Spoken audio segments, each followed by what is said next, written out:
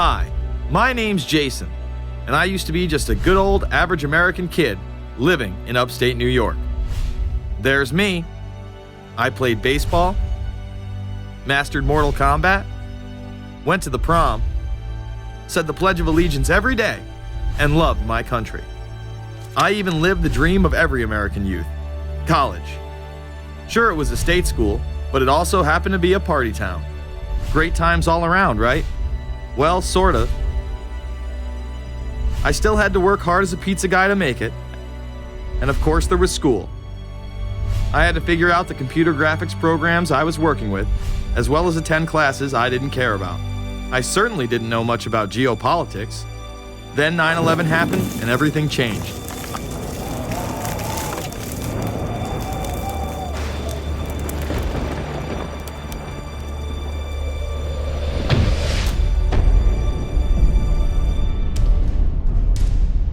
I was pissed. How dare the Muslim extremists massacre all those people? But was it all true? Prior to the invasion of Iraq, something didn't seem right. I then did a startling thing. I actually took a look at what happened that terrible September day. What I found horrified and angered me to such an extent that I took action. We were lied to, and lied to big time. Before I knew it, I went from a normal college student to the political guy at the party to one of the guys that brought you the first internet blockbuster, Loose Change. The film would not only change my life, but countless others as well. If you've ever seen Loose Change, the documentary about September 11th, conspiracy theorist documentary, it is riveting. You watch it, and by the end, not even the end, 10 minutes in, you're like... You got your car packed, your head... You're just like, oh my God, it's all true. So every place, there's questions coming from this documentary. And you don't have to believe everything in the documentary to still have questions come up. And you look back and you remember what you saw and what you were told, and now you have questions. We got the boogeyman out there. Wow. See, for many years it was communism, then it was the war on drugs, now it's the war on terror. All through our life, we've had to have a boogeyman. Loose Change took the truth about 9/11 into the mainstream with over 100 million views and allowed me to travel the country and even take on some of my detractors. The answer is no, they cannot. Jason, I think it's telling that every time you disagree with something, you call the people a liar. I'm not calling anybody a liar, sir. I'm calling you a liar because you are a liar. But if we were lied to about 9/11, then who was really behind it? A lot of people on the web were pointing towards the New World Order, but that was impossible. I mean, the Hulkster couldn't be involved, could he? The NWO is the only way to go, and what you gonna do? So I set out to find out if a New World Order really existed. And if it did, what was it? Who was involved? And what were their goals? The very word secrecy is repugnant in a free and open society. And we are, as a people, inherently and historically opposed to secret societies, to secret oaths, and to secret proceedings. For we are opposed around the world by a monolithic and ruthless conspiracy. It is a system which has conscripted vast human and material resources into the building of a tightly knit, highly efficient machine. Its preparations are concealed, not published. Its mistakes are buried, not headlined. Its dissenters are silenced, not praised. No expenditure is questioned, no rumor is printed, no secret is revealed. Some cringe when they hear the term New World Order, despite all of these prominent people using it.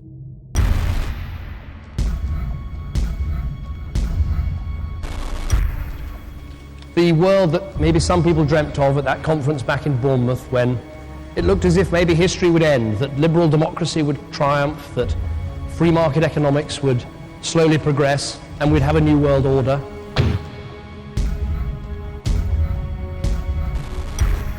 And together they helped to create, were the principal leaders in creating, a new world order and a winning strategy in the Cold War.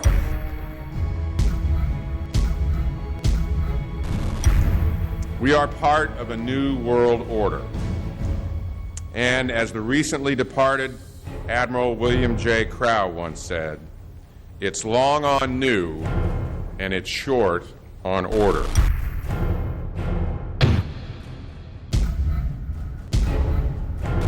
Walter Isaacson wrote a wonderful book about some of the wise men who helped shape the New World Order following the Second World War.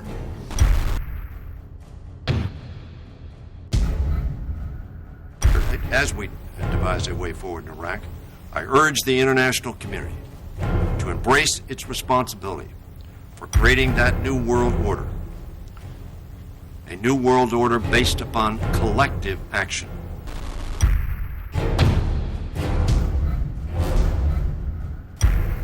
The transatlantic partnership was never just the foundation of our security.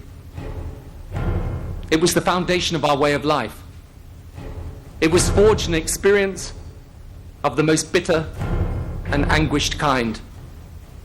Out of it came a new Europe, a new world order, a new consensus as to how life should and could be lived.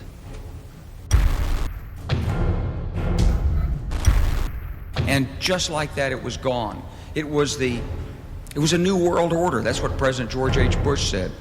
Harvard historian Francis Fukuyama pronounced the end of history.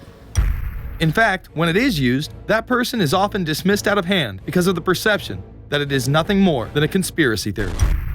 Actually, the idea of global governance and a one world order has been around for centuries, and the term New World Order has been used frequently in recent history. The New World Order means different things to different people, but to those who expect to be in control of it, it means the same thing.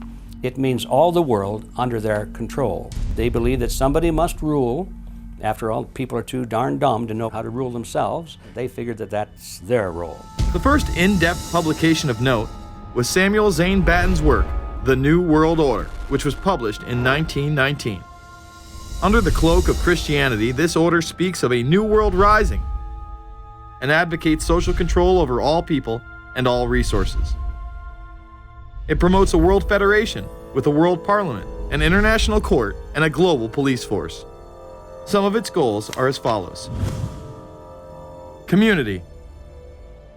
The danger and loss in crime and degeneracy. The determination to make community life safe, sanitary, wholesome, and moral. Industrial. The disappearance of class distinctions and the solidarity of all interests in the economic process. National. The conception of the nation's welfare as the supreme concern, with the policy that everything shall contribute to this end, and every person must do some useful work. International. The creation of an international mind, with a world consciousness and a world patriotism. The destruction of every arbitrary power that can separately and of its single choice disturb the peace of the world. Well, government is good, right? It put an end to war. Well, it could put an end to war because you just only have one dictator. I think Adolf Hitler had that in mind. He wanted a world government too, with himself as the master leader. Many have regarded Hitler as the apex of evil, a true heart of darkness. But how many people know that Hitler had his own vision of a new world order? Hitler had been promoted by the establishment. He graced the cover of Time magazine many times and was their Man of the Year twice. His vision was simple: unify Europe and then the world. The only real difference was that his order was racially motivated, instead of being based solely on religion. He even wrote a lesser-known follow-up to Mein Kampf in 1928 that many have dubbed My Order, or New World Order. President Roosevelt would condemn this order prior to World War II. Nazi forces openly seek to establish systems of government based on the regimentation of all human beings by a handful of individual rulers who seize power by force. Yes, these men and their hypnotized followers call this a new order. It is not new, and it is not order. The idea of globalization was so prominent in Nazi ideology that the 1936 Berlin Games would be the first time that the Olympic rings would be displayed prominently and promoted in order to glorify the Third Reich. This symbol represents the 5 major regions of the world: Africa, America, Asia, Europe, and Oceania, interlocking and coming together as one. This one world philosophy still defines the Olympic Games today. Australia, hello and welcome. One world, one dream. Hitler's methods of youth corps, concentration camps, eugenics, and military aggression were so visible to the rest of the world, he eventually failed. However, his vision of a new world order lived on. Author H.G. Wells, the man behind The Time Machine and War of the Worlds, would write about a planned world state in which there must be a common faith and law for mankind. In 1939, he would publish a full book on the matter called The New World Order. Wells again has a similar vision, stating that national individualism has to go and that sovereign states must end. He then goes on to write, in the great struggle to evoke westernized world socialism, contemporary governments may vanish. Perhaps his most chilling prediction is that countless people will hate the New World Order, be rendered unhappy by frustration and their passions and ambitions through its advent, and will die protesting against it. Many of them quite gallant and graceful-looking people. Collectivism is that concept where individuals are considered to be discardable, and that the group is more important, and that the ultimate group, of course, is the state. And so it boils down eventually to the fact that the state is the all-important unit of society, and citizens exist only to serve the state. Other men of prominence would also promote a New World Order during the 1960s, including industrialist and former New York Governor Nelson Rockefeller. These are some of the reasons pressing us to lead vigorously towards the true building of a New World Order. Rockefeller would also become vice president under Gerald Ford.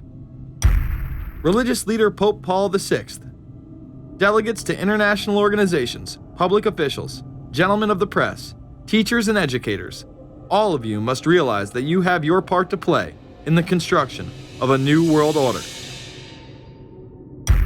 As well as former President Richard Nixon. And the hope that each of us has to build a new world order. However, Nixon was largely a mouthpiece for his most dominant advisor, Secretary of State Henry Kissinger.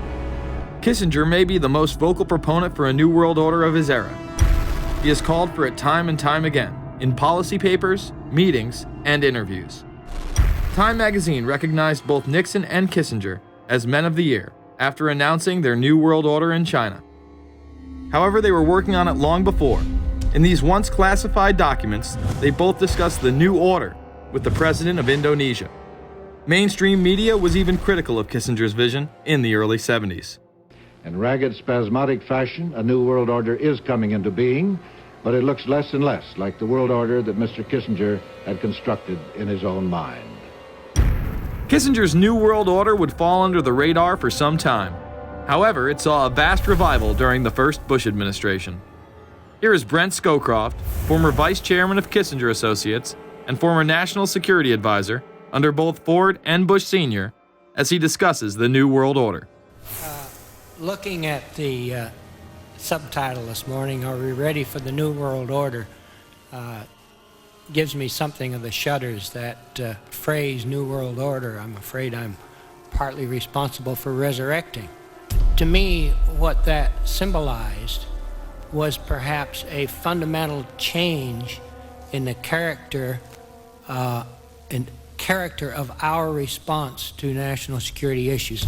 Here, Charlie Rose asked Scowcroft, Kissinger, and former National Security Advisor Zbigniew Brzezinski if we are living in a new world order. Where are we as we think about this time in American foreign policy? Are we at a special moment which is being redefined? Or are we creating a new world order? We're at a moment when the international system is in a period of change like we haven't seen for several hundred years.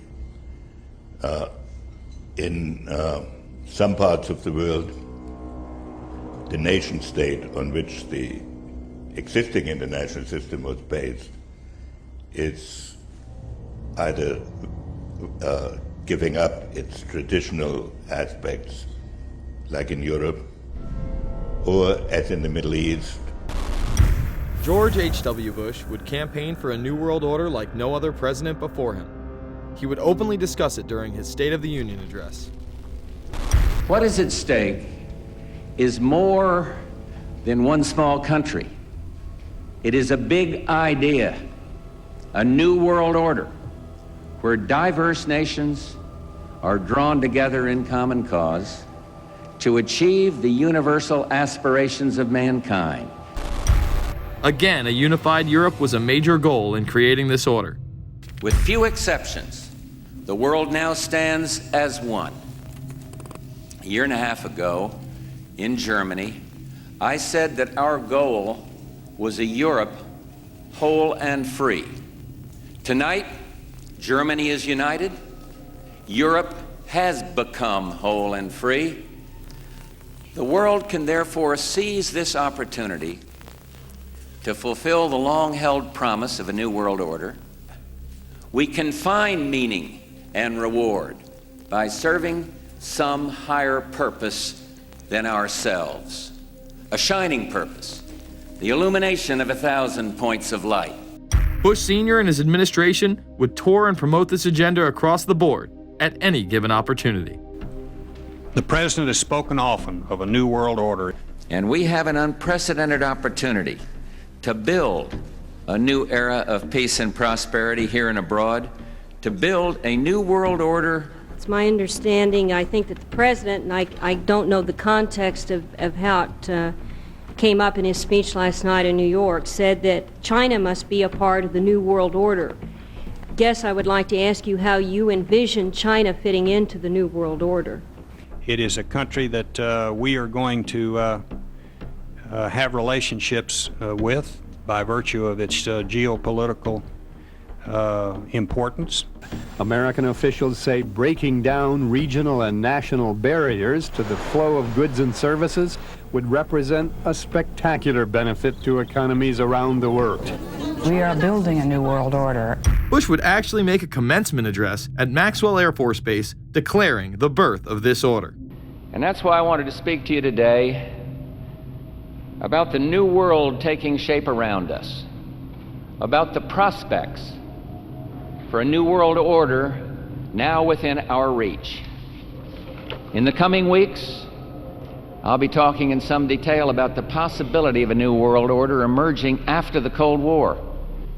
But today, I want to discuss another aspect of that order.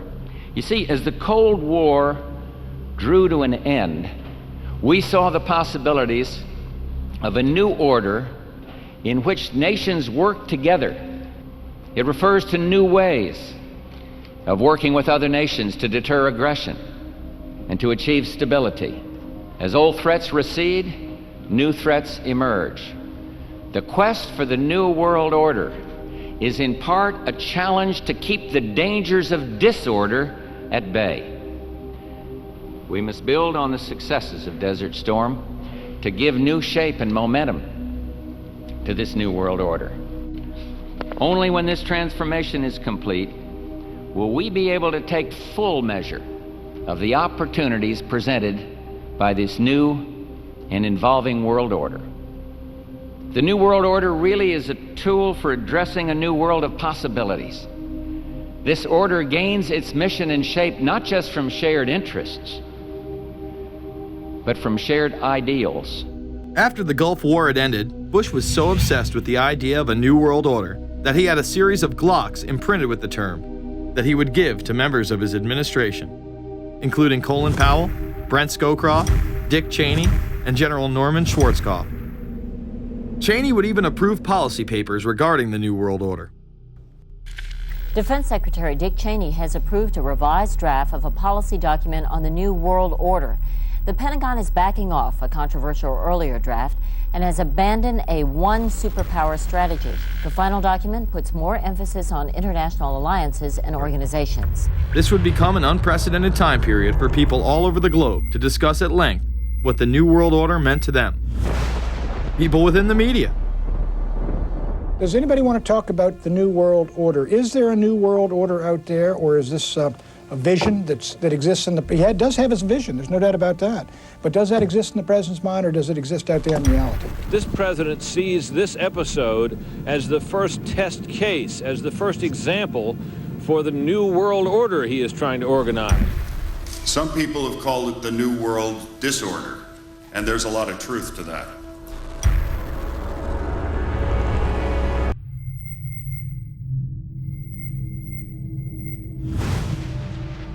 University and institutional chairs.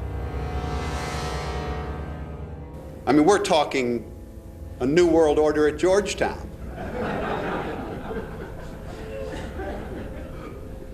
And we'd like to be very much a part of it and continue to live. This is a world that is likely to be dominated in the near future, and perhaps longer, by the Gulf War and the New World Order, which is the buzzword of the moment. So the secret of a New World Order, and at this point it's just a slogan, but it does have some historical background in terms that orders have succeeded each other over time. The secret of this is to learn how to use coalitions. We are effective in the United Nations. People within government. George Bush has invoked a New World Order without enunciating a new American purpose. The president has still failed to articulate clear goals for our nation's foreign policy in this new age. I find the term New World Order very revolting, and just not only historically but politically today. I think Harding is absolutely right, and the actions of the administration just after enunciation of the New World Order put the lie to the fact there is any real substance behind what they say as New World Order. The first act of the New World Order was A, to make war, and then B, was to sell arms all over again. Is there a New World Order? We know certainly that George Bush has copyrighted the term at this point. In the aftermath of this war, though, is it an empty vessel into which something will be poured? Is it the appropriate term to use? Is it going to be a New World Order, or will disorder be just as significant in this process as we look ahead? Let's start with Madeline. I think that we have, in fact, kind of had this term thrown at us, and many of us have not liked it, partially because of the previous historical connotation, and partially because I think it doesn't really deal with the way the world ought to be or is at the moment. But we are far from seeing a world order, and I'm not sure that it is in best U.S. interest to have a new world order in which we are the policeman. While many began to become critical of this order, the term began to evaporate into the background. We are very, very skeptical of an international order if we are not sure how the rules will be made, because thus far the international order has been made with rules that we had no input into and that affect us, and even when on the few occasions when the rules will seem to favor us, then they get changed. A unipolar world, a world of one superpower, may be quite dangerous for us. A New World Order under the United Nations would mean, among other things, an end to our God-given rights given us and secured by the Constitution. The New World Order, which now has been called by some the New World Disorder, and by some people on the more liberal persuasion, the taking over of the world by the Council on Foreign Relations, the Trilateral Commission, and the UN to put us all in slavery. But what are these organizations? Who founded them? And what are the stated goals of each? Before we begin with the Council on Foreign Relations, let's delve further into history to understand roundtable groups and their origins. Its roots go way, way back in history, and they go back to the formation of a secret society, a secret organization that was created by Cecil Rhodes, a very powerful and very wealthy individual. And people have heard about him in history, and they know about the Rhodes Scholarship, and they think, well, isn't that nice? They don't understand at all what that's all about. Cecil Rhodes, when he died, left his great fortune not to his family, not to his heirs, but for the creation of a secret society. And we know about this because there were some people very intimately involved with this organization who wrote about it. One of the best authors on this topic is Professor Carroll Quigley. He wrote several books and Tragedy and Hope is the best known of his. He described in detail this secret organization created by Cecil Rhodes, and he explains in these books he knows about them because he was invited by the organization into its inner circle. He was never a member of it, but he was invited in as their historian, and he was allowed to see their secret records and papers and study them for several years. And he knew all the important players, and he understood what it was about, and so he wrote these books. It's an amazing thing because he laid out in great detail what the purpose of the organization was and how they were the major players in all of the big international events since and including World War I. The bottom line is that you take the roots of that organization and you find out that they created in all of the British dependencies what they call roundtable groups. And then around those little roundtable groups, they created front groups. And the purpose of these front groups and roundtable groups was to penetrate into the governments of all of these different countries, to penetrate into the media centers, to penetrate into the educational systems. In other words, to penetrate into the social fabric, the power centers of society, and literally take them over from the inside without anybody being aware that they were controlling influence. After World War I, the International League of Nations arose as a precursor to the United Nations in 1919, under what seemed to be the vision of President Woodrow Wilson and his 14 points. The League of Nations was the first attempt at the New World Order, the first attempt at a global government based on the model of collectivism. And it was the brainchild of the elitists, the ancestors of the very people who are still working on this project. They're collectivists, the very wealthy people. They're the ones in this country who dominated the powerful tax-exempt foundations, like the Carnegie Endowment Fund for International Peace, the Rockefeller Funds, the Ford Foundation, and groups like that. These people were on record, even way back then, that they had to have a new world government, and they dreamed of that being embodied in the League of Nations. And they were solidly behind it. And that was one of the reasons those people encouraged the United States into World War I, was because of the crisis of World War I, and that would also condition Americans to thinking of making big changes in their system, because we certainly don't want another war like that, do we? There's that fear angle again. And they thought, well, by being in World War I, then we would be a major participant at the table to carve up the world and create a new world government. And that was to be the League of Nations. Well, what happened to it is that the American people didn't really go for it. Wilson was aware of the elite and their control over society. In his book, The New Freedom, published in 1913, he discussed such a group. Since I entered politics, I have chiefly had men's views confided to me privately. Some of the biggest men in the United States, in the field of commerce and manufacture, are afraid of something. They know that there is a power somewhere so organized, so subtle, so watchful, so interlocked, so complete, so pervasive, that they better not speak above their breath when they speak in condemnation of it. Ultimately, this insight did not spare him from becoming yet another puppet of the global elite. In all of the British dependencies, these organizations, the front groups, were called the Royal Institute for International Affairs. In the United States, they chose a different name. They chose the Council on Foreign Relations, but it held exactly the same relationship to this inner society of Cecil Rhodes. Among the charter members were W. Averell Harriman of Union Banking, then President of the United States Woodrow Wilson's main advisor, Colonel Edward Mendell House, John D. Rockefeller, the founder of Standard Oil, banking mogul J.P. Morgan, and prominent bankster Paul Warburg. Well, the Council on Foreign Relations exists today. It's probably the most powerful single organization in America. Many observers, including myself, believe that it is the hidden government of the United States. These people are not elected to office, and most Americans don't even know who they are.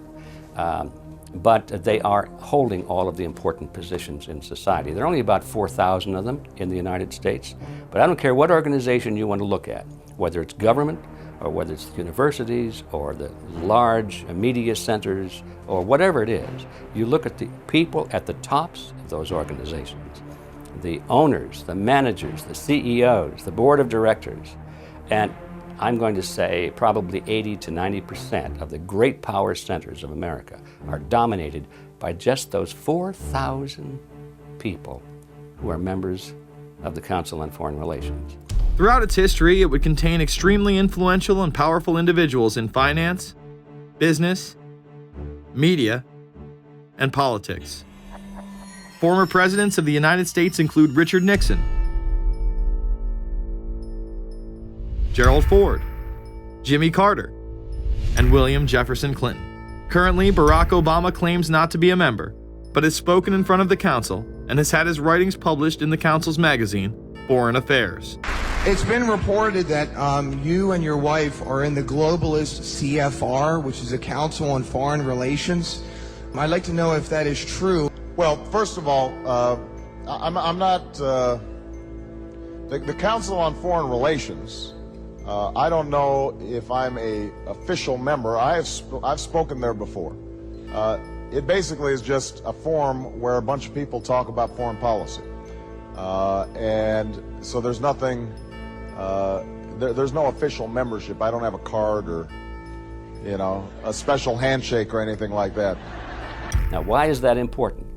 It's important because the avowed purpose of the Council on Foreign Relations is to create a new world order, a global government based on the model of collectivism. And that includes the elimination of the United States as a sovereign nation. That's why it's important. The people running this country are determined to destroy it.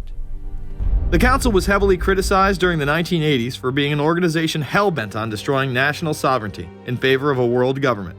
So many of its members hid their association with the organization. Dick Cheney had this to say in response to a question by David Rockefeller, who became the CFR's youngest director in 1949 and was chairman of the board from 1970 to 1985. He remains an honorary chairman to this day. It's good to be back at the Council on Foreign Relations. As Pete mentioned, I've been a member for a long time and was actually a director for some period of time. I never mentioned that when I was campaigning for re-election back home in Wyoming. Now, you are the president of the Council on Foreign Relations, all right? Yes, sir. You guys toy with countries of the world like toys, don't you? You're like the Illuminati, you're the Masons, you control everything, don't you? That's the rap on you guys. What's so interesting now, though, is who's on the chessboard. It's the toys, if you will, are a lot more than states. Notice that Mr. Haas does not deny that the CFR has massive control over the geopolitical arena, and instead tries to focus on the separate entities outside of nation-states. Current Secretary of State Hillary Clinton also reveals the importance of the CFR here. But it's good to have an outpost of the Council right here down the street from the State Department. We get a lot of advice from the Council, so this will mean I won't have this far to go to be told what we should be doing and how we should think about the future. You have these private groups that are run and created by the elite, by the ultra-rich, wealthy families that have been manipulating global markets from behind the scenes for generations.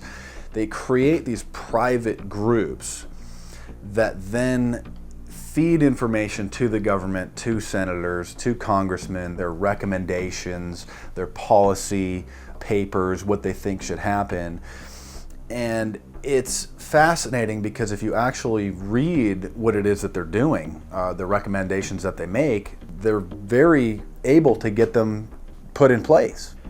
Discussions that are going on in these private groups are really talks that should be going on in Senate committees and in the halls of Congress, but they're happening with these ultra-elite groups that are then pushing their propaganda into the political mainstream, and then it's becoming enacted, it's becoming put into law. Still not convinced the CFR is promoting a new world order? Listen to what Leslie Gelb had to say upon leaving the New York Times to chair the organization as its president in 1993.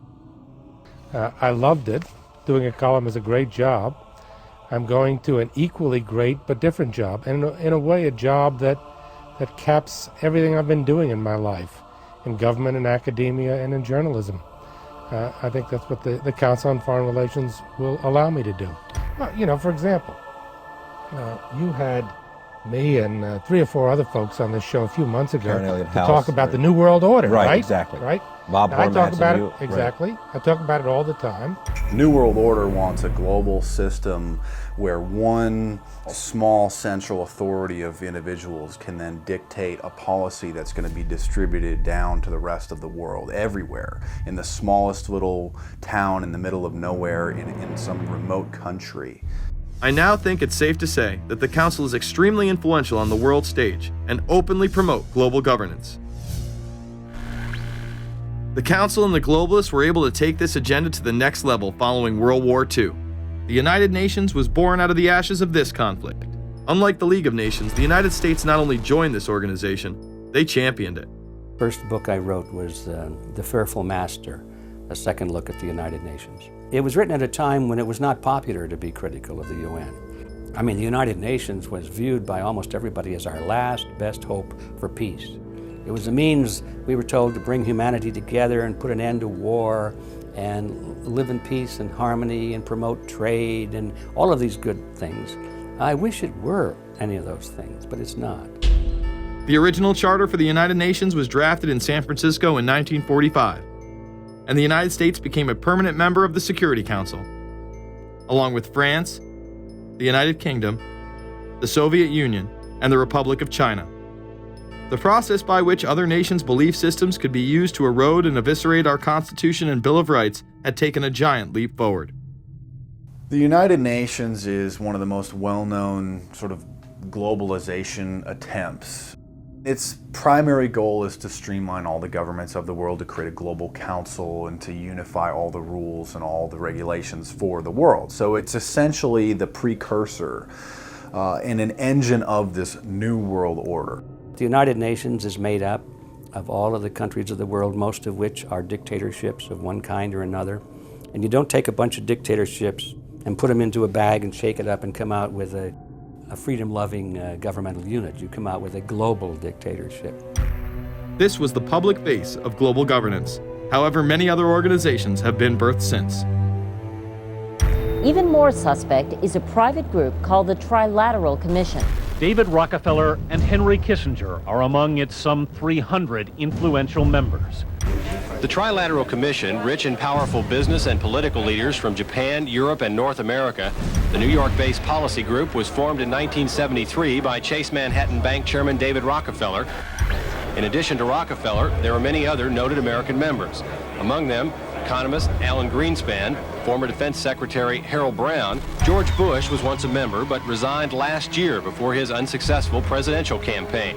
Back then, it wasn't politically wise to be aligned with what his party's right wing considered a shadow world government.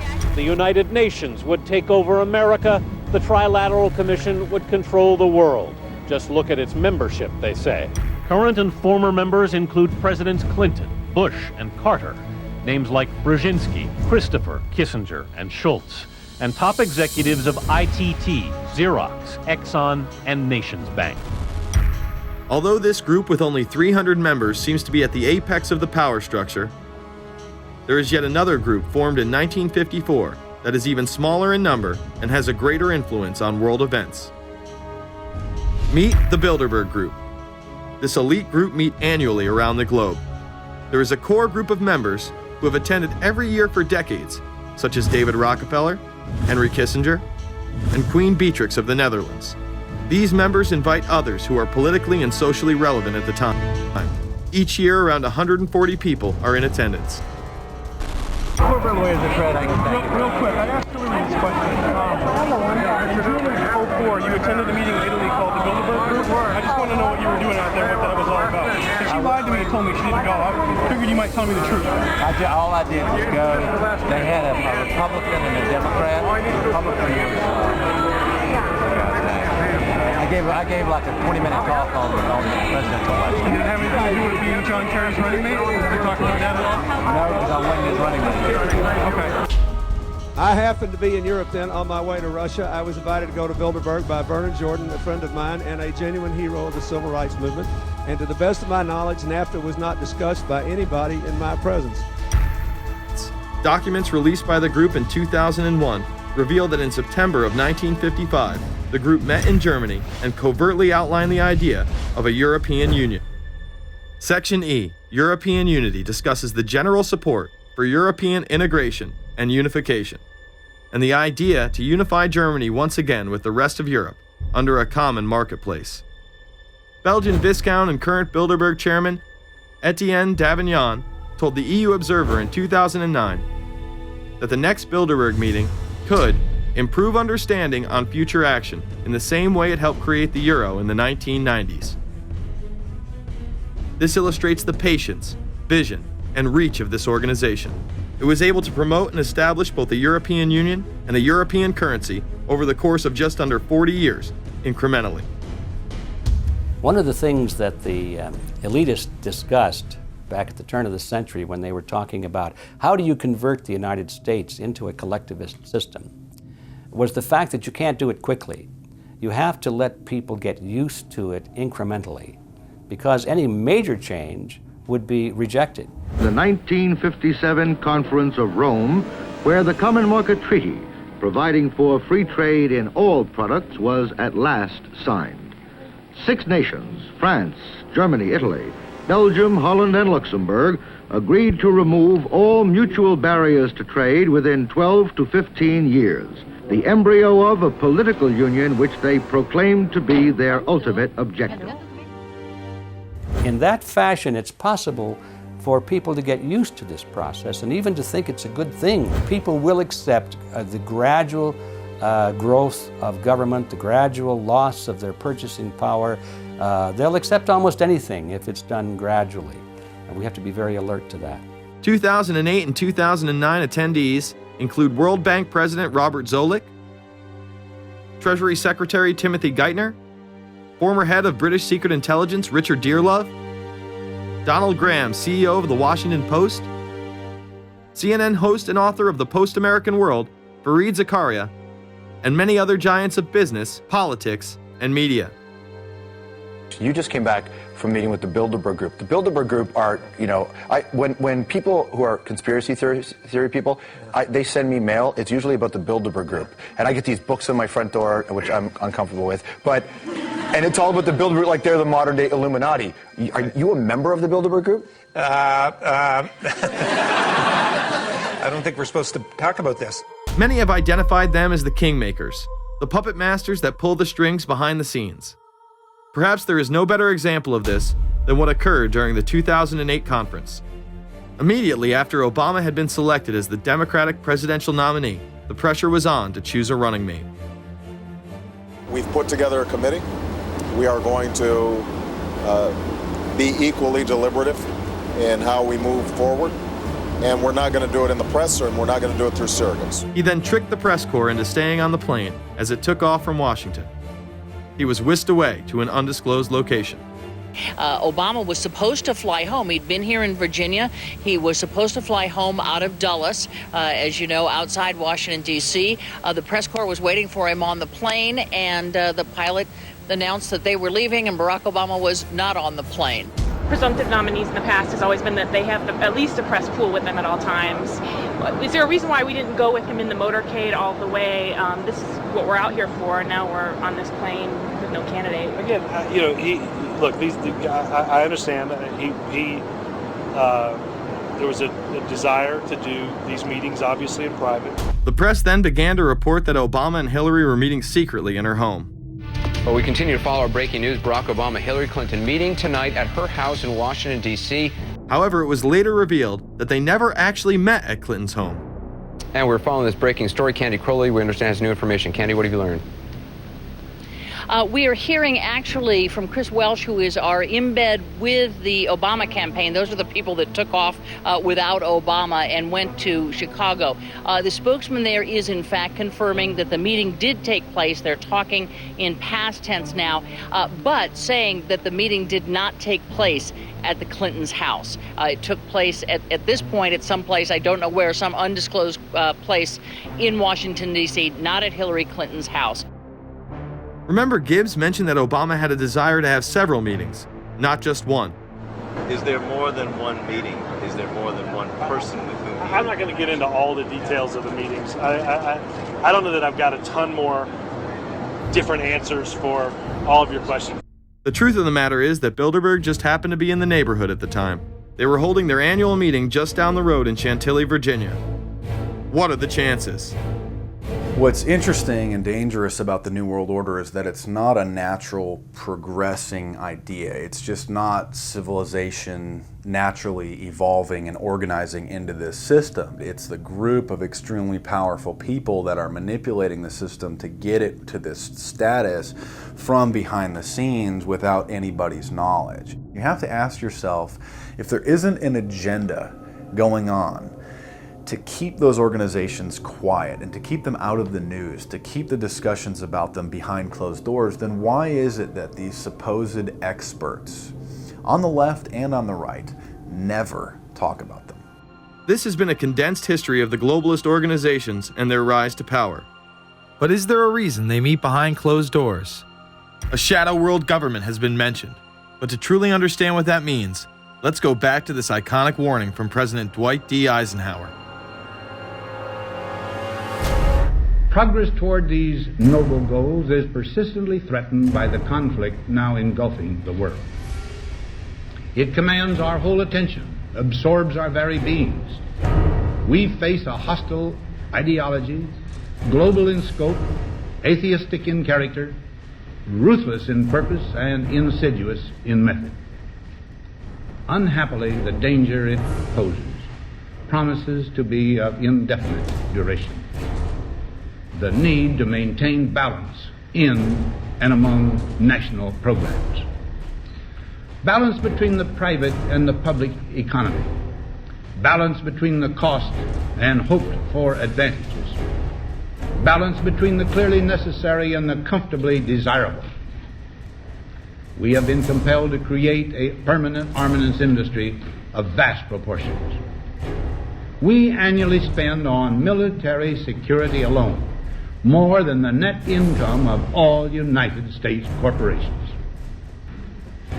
The total influence, economic, political, even spiritual, is felt in every city, every state house, every office of the federal government. Yet we must not fail to comprehend its grave implications. Our toil, resources, and livelihood are all involved. So is the very structure of our society. In the councils of government, we must guard against the acquisition of unwarranted influence, whether sought or unsought, by the military-industrial complex. The potential for the disastrous rise of misplaced power exists and will persist.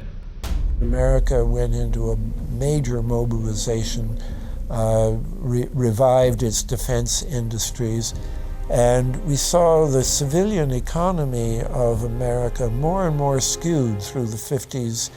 Already in Eisenhower's time, he could see it coming, that you were getting a larger and larger defense military component of the economy, which, unlike the rest of the economy, was very, very centrally organized about lobbying for more and more new weapons. It was the political skills of this military-industrial complex, which I think Eisenhower was really warning us about, and rightly. There is a military-industrial complex. Today, we see a situation where the civilian economy is really in tatters, and most of our civilian production has gone overseas to third world countries. What do we export? Our biggest export practically is garbage, but apart from garbage, we export military equipment. We have a special act which subsidizes, makes it possible for countries abroad to buy our armaments because it's too expensive to produce them for one country only.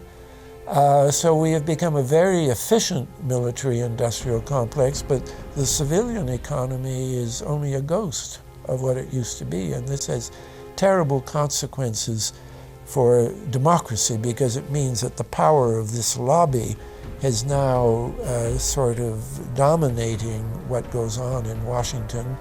Through multinational corporations, global intelligence networks, out-of-control banksters, all under the veil of national security and black operations, the global elite have consolidated power on a massive scale over the last several decades.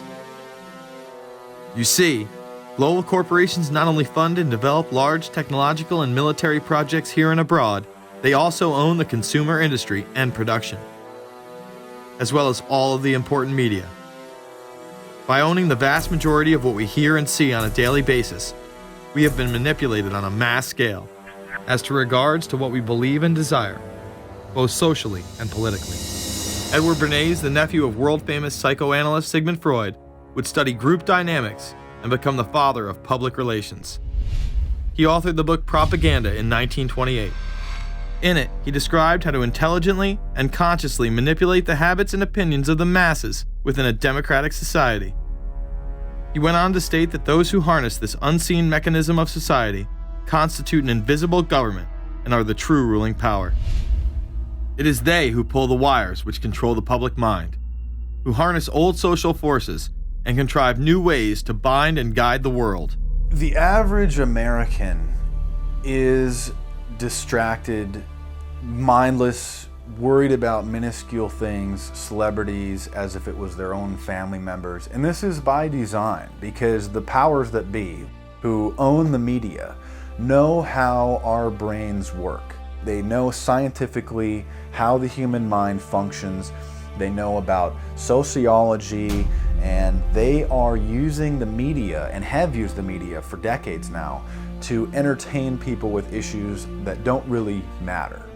When you have the big news networks covering celebrity issues as if it's the most important thing, it becomes the most important thing. And this is not by accident. This is to keep us out of the way. Because if you're worried about the latest celebrity death or the latest celebrity couple or the celebrity breakup or your sports team having a shot at the Super Bowl or the World Series, there's so much information about those issues that can be discussed that will mesmerize people, and they won't know or care about the real issues that are out there.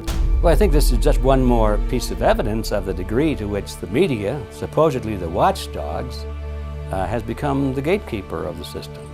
Mainstream media are, first of all, nearly all of them corporations, nearly all of them now publicly held, part of the whole Wall Street financial system that they're supposed to report about objectively, but they can't. They, right now, in October of 2009, they are celebrating the recovery of the biggest banks in New York and saying that the recession is over.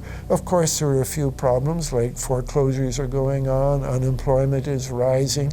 All of this is affecting the American people, but it's not affecting the financial elite who also control the media. Bernays successfully identified the invisible empire which controlled the minds of men. So as the populace is mesmerized and hypnotized by powerful behind-the-scenes forces, as they are distracted by the latest celebrity scandal, the newest cell phone, and their favorite sports team, this network disguises itself, remaining in the shadows. Despite the elite utilizing Bernays' methods, in conjunction with the military-industrial complex they had erected, a modern arm of this organization was exposed in what came to be known as the Iran-Contra scandal. Essentially, black operations were not only caught dealing arms illegally and supporting South American dictators, but also smuggling drugs into the United States. Iran-Contra was really the merging of two different programs. The first one was support for the Contras, who were, let's face it, a force of terrorists in Nicaragua trying to overthrow the Sandinista government. They were being secretly supported by the CIA, and at the bottom of the whole thing was drugs. Iran-Contra was openly exposed by massive network coverage. How was it that in 3 years, a network Washington set up to run arms to the Contras wound up running cocaine into this country for the most vicious drug cartel in the world? At the same time, we were supposed to be fighting a war against drugs. But by the same token, I also smuggle my share of weapons in exchange for those illegal substances, with the full knowledge and assistance of both the DEA and CIA. Betzner says that in 1983 he flew weapons from Florida to El Salvador and drugs from Colombia to the Bahamas on the way back. In 1984, he says, he flew twice from Florida to Costa Rica and back. We could bring back our own cargo, and they would arrange it, or we could bring back their cargo without ever having to worry about interception, arrest, anything like this, that everything was taken care of. What kind of cargo were you talking about? Drugs. Tolliver says he had 2 meetings with this man, CIA veteran Rafael Quintero. Then in March of 1986, he says he flew 14 tons of weapons down to Honduras, to this Contra resupply base set up by the CIA. We take off from Tegucigalpa, Honduras, and we leave. To? South Florida. Where in South Florida? We landed at Homestead. Homestead? Air Force Base. This is the plane Tolliver says he used. The plane traces to a company that had a State Department contract to fly humanitarian supplies to the Contras. In addition to that, 36 sources confirm the basic scheme. We can now report that long before that operation began, there was another operation to provide guns for the Contras, which was also against the law. In this operation, Americans and Israelis provided arms to the Contras, and then the same network smuggled drugs into the United States. The operation was launched in spring of 1983 at Washington's request, with at least $20 million of Israeli government money later reimbursed, we're told, from U.S. Covert Operations Fund. For about 5 years, people were flying arms into Iran, and most of them came from Israel. The Israelis purchased the weapons from Poland and Czechoslovakia and began shipping them secretly from Yugoslavia to Bolivia and then to Panama.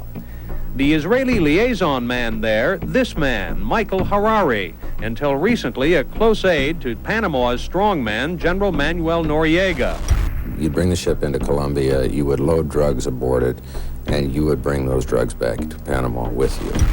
But bringing that stuff into the United States, that was something else. I've never been so thoroughly disgusted with myself in my life. This network would also be involved in the October surprise. We really can't understand that unless we understand the so-called October surprise in the 1980 election, which is, I think, unquestionably Republicans, including William Casey, who later became Reagan's head of the CIA, negotiated with the Iranians for them not to release the hostages which were being held in Iran to Carter, but to wait until the Carter was defeated and the Republicans were in. That is what actually happened, that the hostages were only released on the day that Carter left office and Reagan came in. Unbelievably, this same network would even be linked to the BCCI banking scandal by journalist Danny Casolaro. Casolaro was probing a conspiracy he called the Octopus, which involved the Iranian hostage crisis, the Iran-Contra affair, with, believe it or not, all funds channeled through BCCI, the international bank charged with everything from money laundering to fraud. BCCI, it's a shadowy international bank linked to terrorists, drug runners, and dictators. Little was known about BCCI until 6 of its top officers were arrested in Tampa in October of 1988 on charges of laundering drug money for Colombian cocaine bosses. The BCCI men were convicted, and the bank itself pleaded guilty. But for some reason, the bank was allowed to continue to operate all over the world. There are indications that some of the reluctance to prosecute this bank stem from the favors it did. For? The favors it did for intelligence services everywhere. Too many secrets of too many countries, too many prominent people, too many hands-on, and that makes it desirable that this entire affair be forgotten. It began to become clear that the global traffic of drugs were funding violent dictators rigging elections, supporting the arms trade, and enforcing the assassination of anyone who got in the way. Cassolero was found dead for his efforts in exposing this network. His death, of course, ruled a suicide. He was meeting a source in West Virginia. He was about to discover all. Instead, his body was discovered in a hotel room with 12 slashes in his wrist, but when the local authorities ruled it suicide, the family said, no way. The housekeeper had taken calls threatening his life. And I pick it up telephone, I say hello, and he say to me, you son of a bitch, you's dead. Cassolero would not be the only person involved in the scandal to wind up in a casket. Meet Barry Seal. At first, the media portrayed Seal as a drug dealer gone good, who was assassinated by the Colombian mafia.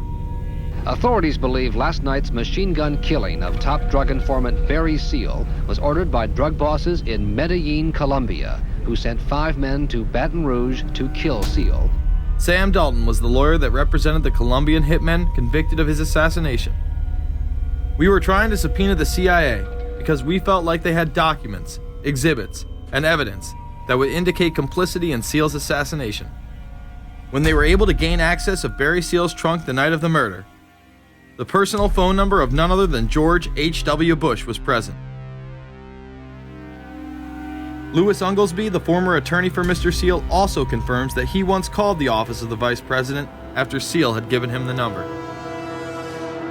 You see, the Black Ops drug smuggling operation had not yet been exposed, and intelligence couldn't take any chances.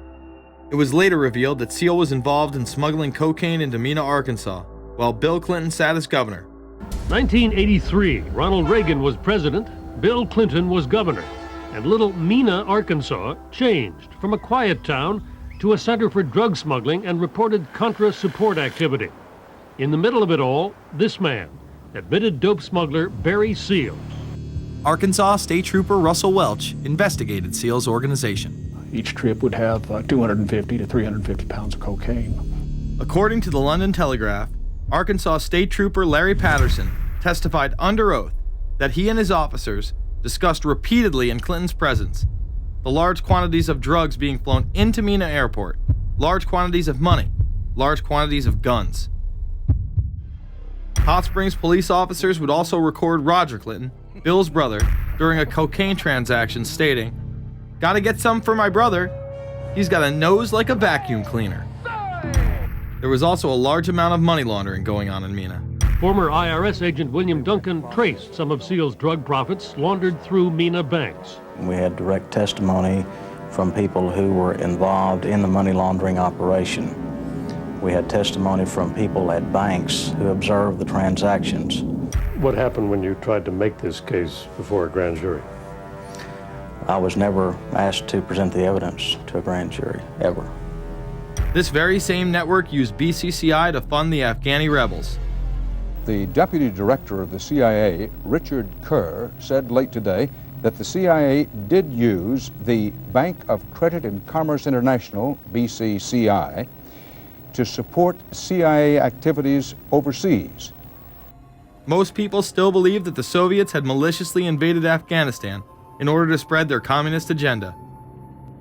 The Al-Qaeda was essentially a kind of a byproduct of Brzezinski's campaign to embarrass the Soviet Union in Afghanistan. They weren't in Afghanistan at that time. Brzezinski boasted later that he was responsible for drawing them into Afghanistan. And he did this extraordinary interview with Le Nouvel Observateur in France, and they said, but aren't you worried that you've created this whole new force of Al-Qaeda? And he said, oh, what's more important, a few crazed Islamists or the fall of the Berlin Wall? And they said, but you know, is there no danger? Aren't they dangerous? And he said, nonsense. He said all this in 1998. So I knew Brzezinski at McGill University. We were students together and took very small classes together. And in some ways he's bright, and in some ways he's kind of nuts. And he had the kind of nuttiness that made him attractive to the Rockefellers. Bin Laden and his network were actually funded by BCCI through U.S. covert operations. Well, the reason I bring it up, if you've ever heard any of our call-in shows, you know that we have people that think about the conspiracy theories of people like you. You would be a poster child for these people because you have served on the board of the Council on Foreign Relations. You helped start the Trilateral Commission, and you've been to the Bilderberger groups. Are people too close in this world, people in business, too close to the governments? Well, you know, there is such a thing as insidious influence. And the question is, how does it operate? Does it involve bribery? And does it involve some sort of psychological domination of individuals? I don't believe in this notion of some sort of secret societies controlling people. But of course, in any political system, there are sort of over the table and under the table arrangements. Arrangements that involved ruthless, illegal, and immoral activities in order to dominate humanity. Despite all of the evidence that has just been presented, this network would fall down the memory hole, even though 14 convictions were made in the Iran-Contra scandal. The continued cover-up would be made possible by George H.W. Bush. These documents that came forward in the North trial clearly reveal the involvement of the vice president to a greater degree, I think, than he has acknowledged heretofore. This, of course, did not stop him from pardoning those involved during the twilight of his presidency. Some new reverberations today to President Bush's Christmas Eve surprise, the pardoning of former Defense Secretary Caspar Weinberger and several others in connection with the Iran-Contra allegations. Well, now the special prosecutor says it's the president who needs to explain some things. The real issue is why the notes weren't produced 5 years ago when the congressional investigation and the independent counsel's investigation had requested them. Because high-level political officials scrambled to limit the investigation and establish plausible deniability for the upper echelons of the network, including Bush himself. So who is this guy, and how did he come to power? To understand that, we must first take a look at his father, Prescott. Prescott was born into privilege and became extremely influential in business, intelligence, and politics. He helped establish the CIA out of the Army's Office of Strategic Services with the Dulles brothers, and served as a senator in the state of Connecticut. However, during his time serving as one of the directors of Union Banking Corporation, he was doing business with Nazis. The Bushes have been sort of at the heart of the military-industrial complex since its very beginning, and that Prescott was involved in a firm that actually fronted for Nazi firms in America. In fact, Union Banking and its subsidiaries were seized by the United States government in October of 1942 under the Trading with the Enemy Act. After the war, the assets were returned, a few fines were paid, and it was swept under the rug of forgotten history. These Nazi ties should not be all that shocking, seeing as it has been declassified that the Office of Strategic Services recruited Nazis into its ranks through Project Paperclip in August of 1945. George Bush seemed to follow in his father's footsteps, using Prescott's business connections to move to Texas and get into the oil industry. He would first attain political office as a Texas congressman in 1966, but then lose his bid as a Texas senator in 1970. It was at this time that Nixon appointed Bush as an ambassador to the United Nations. According to official accounts, Bush then began work with the CIA as its director in 1976. Evidence suggests that Mr. Bush and the CIA actually had a much longer-standing relationship. There are indications that he had relations to the CIA before. There's a very strange memo, and the name's George Bush. And when this was published, there was a lot of fuzzing of the issues, but given George H.W. Bush's strong connections with the Cuban community, I think there is a good chance that it was that the George Bush we know, so that he did have a CIA connection. Bush left the CIA just under a year after his appointment. He is credited with restoring the agency's morale, as its image was being shattered by the Church Committee's revelations of the CIA's unauthorized activities involving assassinations and corruption. In reality, Bush was responsible for denying the Church Committee many of the documents it requested and making it impossible for them to do a thorough investigation. After his time as CIA director, he devoted himself to becoming the next president of the United States. Many people within his own party did not like his globalist ties. Along the campaign trail, Bush continually had to explain his association with the group. You know J.R. Ewing in the show Dallas? J.R. is a member of the Trilateral Commission, I think. It's got to be because it's so bad. Let me tell you something. I used to be a member of it. I resigned, as I did from every business thing I was in, to concentrate on one thing, running for President of the United States. Ronald Reagan initially had no interest in having Bush as his running mate. Even then presidential candidate Ronald Reagan had questions. I would suggest that maybe Mr. Bush would clear the air if he'd tell us why he resigned. Reagan's backers then forced him to choose their intelligence frontman, George H.W. Bush, as his vice president. But in spite of last year's campaign rhetoric, all seems to be back to normal between George Bush and his old colleagues. And President Reagan, who is relying on many of these powerful business leaders to make his economic package work, will host commission representatives at the White House Monday. After Reagan's election, there was an attempt on his life, just 69 days into office. Astoundingly, Bush would again be connected. So just who is John Hinckley Jr.? When he left this neighborhood 8 years ago, he was, by all accounts, well-liked and seemingly normal. This donut shop near the motel was visited by Hinckley, who reportedly waited for a phone call here each day, even though he had a phone in his motel room. The nature of the calls is not known. A touch of irony. The young man walking with the elder Hinckley is 30-year-old Scott Hinckley, John Jr.'s brother. He and Vice President Bush's son, Neil, are friends. They had planned to have dinner together in Denver tonight. The plans have been canceled. We were told Hinckley was a madman acting alone. If that was the case, why was he making phone calls from a payphone down the road instead of his hotel room? Why was the would-be assassin's brother a family friend of the man who stood to gain the presidency? While Reagan led the nation in the public eye, Bush exploited his power through the largely unknown Continuity of Government Directive. In the United States federal government, there is a super-secret agency which controls this shadow government. The National Program Office allowed Bush and his network to attain executive emergency powers. Ronald Reagan authorized the National Program Office when he signed a top-secret directive in 1982. Oliver North was one of the key officers responsible for the program's startup. Under the NPO's direction, 4 agencies were charged with execution of the Doomsday Plan: the CIA, the Departments of State and Defense, and the Federal Emergency Management Agency. An effort was being made to consolidate continuity of government programs across several major departments of the government under one office. After 8 years of secret wars, covertly sponsored revolution and assassination had advanced globalist interests and allowed Bush to achieve his lifelong dream by becoming the 43rd president of the United States. The fall of the Soviet Union left the United States as the sole superpower in the world. The Wolfowitz Doctrine stated, "We must maintain the mechanism for deterring potential competitors from even aspiring to a larger regional or global role."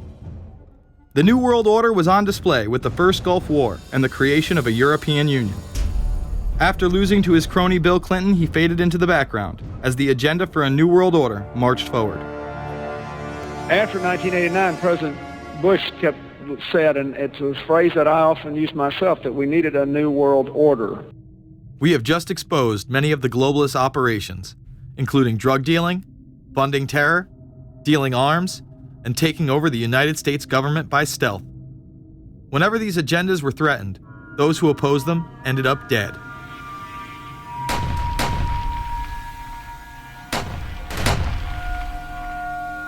We've got some difficult days ahead, but it really doesn't matter with me now, because I've been to the mountaintop.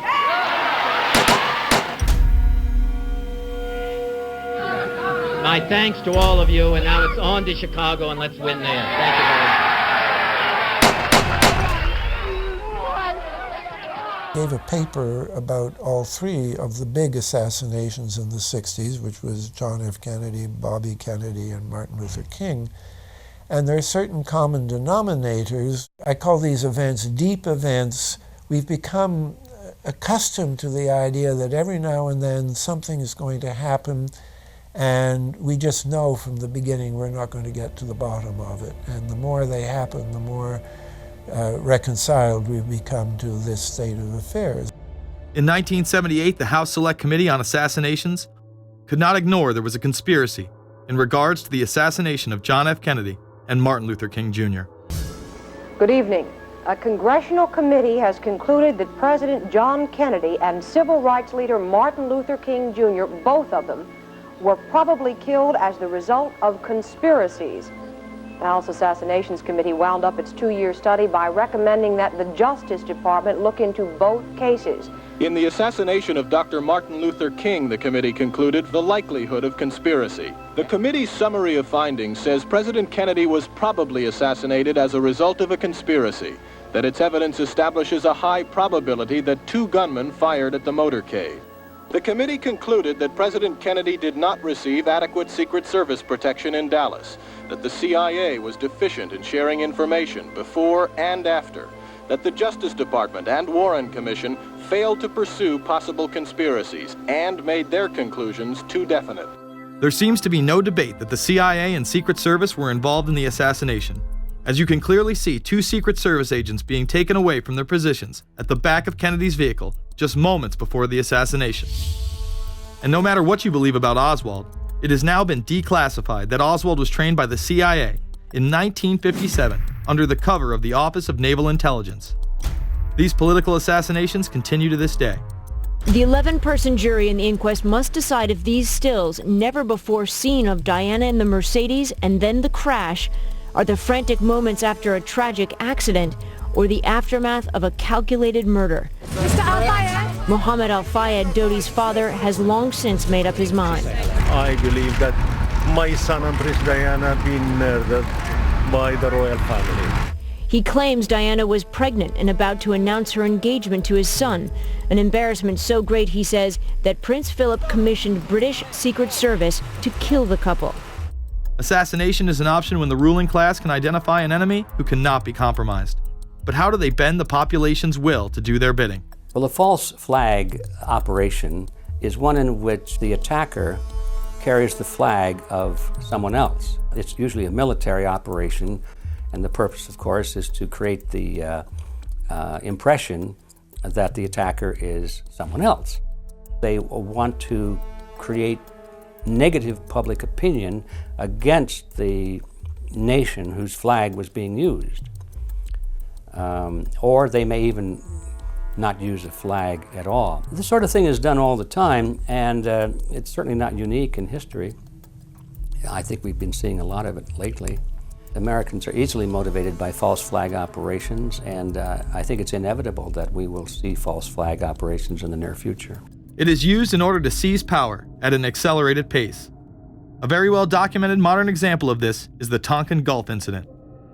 There were 2 sets of Tonkin Gulf incidents. The first one on August 2nd were real but trivial.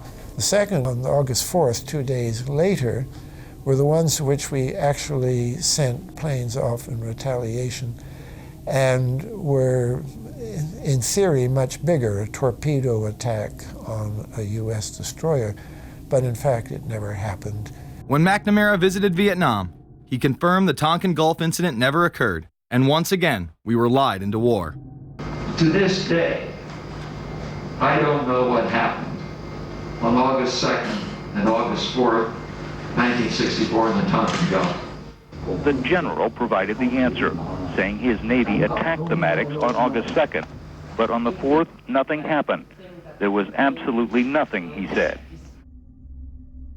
We know for a fact now that NSA and CIA both falsified their reports up to Johnson on that day to make it look as if there had been an attack. Upon the fall of communism, a new threat had to be established in order to maintain their military-industrial complex and keep the people in fear of invisible enemies. More modern examples of this have been used not only to start conflicts abroad, but to instill fear in large populations in order to demonize groups and further erode civil liberties.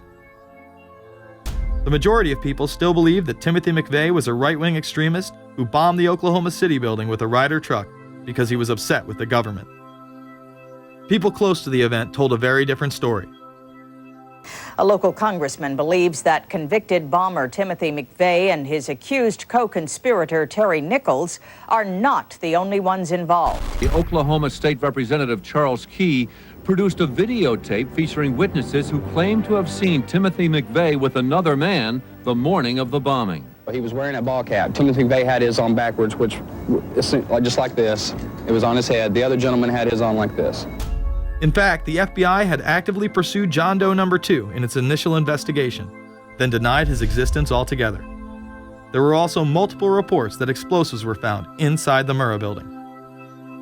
The Justice Department is reporting that a second explosive device has been found in the AP Murrah building in downtown Oklahoma City. Mike, you're still with us, aren't you? Yes, I am, and I might tell you in addition to that in fact what we were told at the scene a few minutes ago was that in fact 2 different explosive devices were found in addition to the one that went off. The second explosive was found and diffused. The third explosive that was found, and they are working on right now as we speak, I understand, both the second and third explosives, if you can imagine this, were larger than the first. Bomb squads were actually caught on video pulling into the building to retrieve these devices. They'll back that trailer down there, and the bomb squad folks will go in, and they will use that trailer. You see the bucket on the back there, sort of, this is how they would transport the explosive device away from this populated area to try to do something with it. I just took a look down the street at the Murrah building again. I see another bomb truck going, so apparently they're going to try to get out that third bomb that's been talked about. This was even confirmed by the governor at the time, Frank Keating.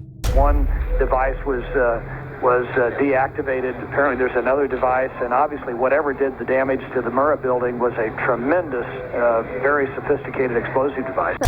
Members of the ATF who would have normally been in the building were tipped off prior to the bombing. He saw what appeared to be a police bomb squad truck near the Murrah building 2 hours before the blast. It had a shield on the side of the door, and it said bomb disposal or bomb squad below it, and I really found that interesting. Another witness who spoke to ABC News on the condition of anonymity will tell the grand jury tomorrow he was told by an ATF official agents working in the building had been warned in advance not to come to work. He just came out and told me that the ATF wasn't in the building that day. They'd been tipped by their pagers not to come to work, which I was flabbergasted. McVeigh would even claim in a letter written to his sister, which was published by the New York Times, that he was actually recruited for black operations, which included smuggling drugs into the United States, as well as assassinations. One may brush this off as the ravings of a madman. However, McVeigh was filmed at the Camp Grafton military facility in North Dakota on August 3, 1993. McVeigh's official records state that he was discharged over a year prior from the Army Reserve in May of 1992. Perhaps even more interesting is that Camp Grafton was specializing in training troops in explosives and demolitions at the time. When all was said and done, the security tapes reported to have captured the entire thing on video were rounded up and classified. In 2009, they were finally released, and magically none of them caught the bombing. The excuse being they were all having their tapes changed at that exact moment. This event would be labeled domestic extremism, which was used to demonize critics of world government, militias, and create fear within the populace. Muslim extremism seemed to show its ugly face in then unprecedented fashion on February 26, 1993. A truck bomb had gone off in the parking area of the World Trade Center. Luckily, the bombers failed to follow instructions and parked the truck carrying the explosives against the main support column. What is not discussed, however, is the bomb was actually built by an FBI informant under the supervision of the FBI. Ahmed Salam, a former Egyptian army officer who had been doing undercover work for the FBI, was the man who actually built the bomb. When he was told that he would have to use real bomb-making material instead of harmless substitutes, he became suspicious and began taping his conversations with FBI officials. Last winter, the FBI was praised for its speed in cracking the case of the World Trade Center bombing and bringing 4 suspects to trial. Now, there is some evidence that the FBI may have known of the plot in advance through an informant and might even have stopped the bombing that killed 6 people. Notice the media emphasizes that they might have been able to stop it. They then gloss over the fact that the bomb was built by their agent under FBI supervision in conjunction with the district attorney. FBI agents might have been able to prevent last February's deadly explosion at New York's World Trade Center. They discussed secretly substituting harmless powder for the explosives, but they didn't, according to the FBI's own informant, Imad Salem. Unbeknownst to the FBI at the time, Salem recorded many of his conversations with his handlers. The actual recording where Salam discusses this with his FBI handler John Antisev was released years after the trial. You got paid regularly for good information. I mean, the expenses were a little bit out of the ordinary, and it was really questioned. Don't tell Nancy I told you this. Well, I have to tell her, of course. Well, then if you have to, you have to. Yeah, because, I mean, the lady was being honest, and I was being honest, and everything was submitted with receipts. Yeah. And now it's questionable. It's not questionable. It's like a little out of ordinary. Okay. You know. All right. I don't think it was. If that's what you think, guys, fine. But I don't think that, because we was start already building the bomb, which is went off in the World Trade Center. It was built by supervision from the Bureau and the DA, and we was all informed about it, and we know that the bomb start to be built. By who? By your confidential informant. What a wonderful, great case. Following the convictions of the Muslims who were too inept to make their own bomb and park the vehicle in the proper area, Salam was pulled into the FBI's Witness Protection Program, where he has never been heard from again. Prior to the largest and most devastating terrorist attack on U.S. soil, the United States was poised as the first truly global superpower. Brzezinski would muse in 1997 that geostrategic success would represent a fitting legacy of America's role as the first, only, and last truly global superpower, and that the only way to mobilize Americans was a truly massive and widely perceived direct external threat. In September of 2000, a neoconservative think tank called the Project for a New American Century echoed Brzezinski's statements, saying the United States is the world's only superpower, combining preeminent military power, global technological leadership, and the world's largest economy. An engine for New World Order ideals, members of PNAC included Dick Cheney, Donald Rumsfeld, Jeb Bush, Scooter Libby, William Crystal, and Paul Wolfowitz. Describing the difficulty in projecting force, they write the process of transformation is likely to be a long one, absent some catastrophic and catalyzing event, like a new Pearl Harbor. This takes us full circle to the September 11th attacks of 2001. In my previous film, Fabled Enemies, I expose in great detail the Saudi Arabian, Pakistani, and Israeli connections in conjunction with this international intelligence operation. In the early 1980s, bin Laden worked with operatives from U.S. intelligence, the Pakistani military, and Arab states. They ran a wide-ranging covert network that recruited and financed Muslim fighters to battle the Soviet army. The hijackers that were trained at U.S. military installations and protected by the FBI and CIA. The military exercises leading up to 9/11, and those that took place as the attacks occurred. Open line. COVERUP, Sergeant Richmond. Sergeant Richmond, Sergeant Light from Cheyenne Mountain Test Control. How are you? I'm doing fine. Okay, I need you to terminate all exercise inputs coming to Cheyenne Mountain at this time. Copy. And stay on loop until I verify that where the connectivity is disconnected on the exercise side only. Okay, no, do not do any more inputs on the exercise side and stand by. I got Cheyenne Mountain on the line. Terminating all exercise inputs. So, over, in case you didn't know, there's exercise. Oh, yeah. The Black Ops program, Able Danger, and the shadow government involvement. This morning we learned that the Vice President wasn't the only one sent to an undisclosed location on September 11th, that an entire backup government was and is still there and may be there for as long as anyone now at least can imagine. As well as much, much more. The government has lied about 9/11 repeatedly and used it to dominate the Middle East, while creating an evolving police state here, encroaching on civil liberties at home. And of course, building a new world order. There is a chance for the President of the United States to use this disaster to carry out what his father, a phrase his father used, I think, only once, and hasn't been used since, and that is a new world order. We know now that September 11th of 2001 was the beginning of what we might call a new world order. The New World Order that this president's father talked about with such great enthusiasm seems to be high on the agenda of this administration. Under the second Bush administration, massive amounts of civil liberties were openly and brazenly taken away following 9/11. The passage of the Patriot Acts, the Military Commissions Act, and other horrifying anti-constitutional legislation was enabled by the incredible amount of fear generated by the media, all in the name of keeping us safe here at home. The war itself would create huge profits for the military-industrial complex, and the globalists would seize even more power and control over Middle Eastern resources in what they planned to become a Eurasian Union under their control. Although the establishment claimed to be fighting for our freedom abroad, they were destroying our sovereignty by stealth.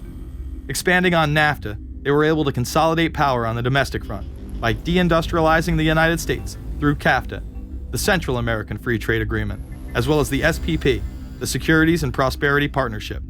Opponents, however, say the initiative is nothing less than a plan to create a North American Union that would eliminate sovereignty for all three nations. Building on the North American Free Trade Agreement, the NAFTA section of the Commerce Department is busy drafting laws and regulations for a North American Union, a union of Canada, America, and Mexico. The President has attended secret meetings and signed at least 2 agreements under the Security and Prosperity Partnership Program. The stated goal established by Presidents Bush, Fox, and Prime Minister Paul Martin is integration by 2010. It's a plan from the business elites, the political elites, that will cost more American jobs, cost American sovereignty, but it would fulfill the president's father's vision. Now, former United States Trade Ambassador Robert Zoellick is talking about it again with renewed vigor. This time, a new world order with business at the helm of trade and economic policy. It's an agenda that goes hand in hand with the United States, Mexico, and Canada, working quietly and behind the scenes to promote a common market with common deregulation for the benefit of multinational corporations. It's remarkable to me, the arrogance, the idea of just simply throwing away the nation's sovereignty, but they're trying to do so in so many ways. People better understand that they mean exactly what they're saying. It's a new world order they're trying to create. Dobbs, the only mainstream anchor to expose the New World Order, resigned shortly after bullets were fired into his home. The elite do not plan on waiting around for these unions to be formed before implementing the next step in global government. Through the vast global economic crisis of the last few years, they have been able to devalue the dollar and undermine it as the world's reserve currency. They have allowed the Federal Reserve and IMF to consolidate power by taking control of the Securities and Exchange Commission, as well as issuing a global currency instead of the dollar, disguised as a special drawing rights unit. This aspect of the New World Order was announced at the G20 in April of 2009. There is a big thing that's going to happen in London at this G20, and then they're hiding it, they're camouflaging it, they're not talking about it. Coordination of international regulation. What they are going to do is to put our Fed and our SEC under the control, in effect, of the IMF. The New World Order, that's what they're planning in there, is to undermine the U.S. currency, and it's just really sad. What it really is putting the American economy under international regulation. Yeah. And those people who have been yelling, oh, the UN's going to take over global conspiracy government. Theorists. They've been crazy, but now they're right. There's 20 or whatever people in the G20, say there's 20 ministers, thousands of us, and we can't get our voices heard. When Geithner said he would be open to the idea of a global currency last week, yeah. Those conspiracy people had said and suggested that for years. Right. You're not wrong. Cash is becoming weeded out. Cash will most likely be eliminated or extremely difficult to use in many situations, so that you'll have to use the global currency or the electronic currency. Even though a physical global currency is yet to exist, groups such as BRIC are openly promoting a new reserve currency, which is a conglomerate of Brazil, Russia, Indonesia, and China. Get everyone in the whole world using one currency, which some people think that's a good idea. Russian President Dmitry Medvedev recently showed off a sample coin of the new world currency at the G8 in July of 2009. We have also agreed today additional resources of $1 trillion that are available to the world economy through the International Monetary Fund and other institutions. This includes 250 billions from special drawing rights, the reserve currency of the IMF, drawing rights that will be issued to countries who are part of the International Monetary Fund. I think a new world order is emerging, and with it the foundations of a new and progressive era of international cooperation. The head of the European Union is also calling for global government. 2009 is also the first year of global governance, with the establishment of the G20 in the middle of the financial crisis. Gordon Brown has called for a world constitution. We now need nothing short of a world constitution for the global financial system. Both Gordon Brown and Barack Obama had been groomed to be the next Anglo-American spokesman for this new world order after Bush and Blair stepped down. Here is Gordon Brown in front of the CBI prior to him being chosen to become Prime Minister. And it's only now that we can begin to understand that the world order that globalization brings and what it's going to look like. But what does the new world order mean for countries like ours who are looking to succeed? And the question for us is how we meet and master all these challenges to ensure that Britain enhances its competitiveness in the process and realizes what I believe is our destiny of success in this new world order. A new world is emerging. It is a new world order with significantly different and radically new challenges for the future. President Barack Obama has also espoused similar views on globalism. Here he is in Berlin, Germany, in July of 2008, in what media have dubbed his New World Order speech. Well, there have been extraordinary scenes in Berlin tonight as thousands of people gathered to hear Barack Obama deliver key foreign policy speech on his current European tour. The Democratic presidential hopeful laid out his vision for America's place in a new world order. In this new world, such dangerous currents have swept along faster than our efforts to contain them. And that is why we cannot afford to be divided. No one nation, no matter how large or powerful, can defeat such challenges alone. But the burdens of global citizenship continue to bind us together. In this new century, Americans and Europeans alike will be required to do more, not less. Partnership and cooperation among nations is not a choice. It is the only way, the one way, to protect our common security and advance our common humanity. That is why America cannot turn inward. That is why Europe cannot turn inward. America has no better partner than Europe. Now is the time to build new bridges across the globe as strong as the one that binds us across the Atlantic. Now is the time to join together through constant cooperation and strong institutions and shared sacrifice and a global commitment to progress to meet the challenges of the 21st century.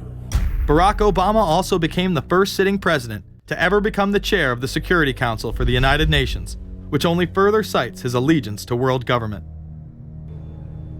In an era when our destiny is shared, power is no longer a zero-sum game. No one nation can or should try to dominate another nation. No world order that elevates one nation or group of people over another will succeed. No balance of power among nations will hold. The traditional divisions between nations of the South and the North make no sense in an interconnected world.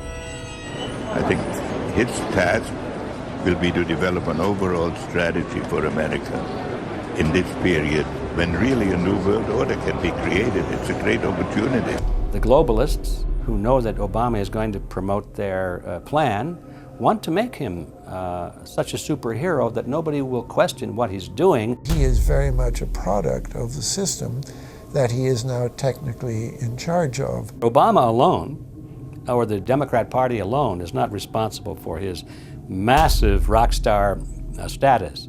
It's been done by the media. This establishes that Obama is an unapologetic globalist who holds no one nation above another, despite its policies. Perhaps we should move towards a society more like China if that's the case.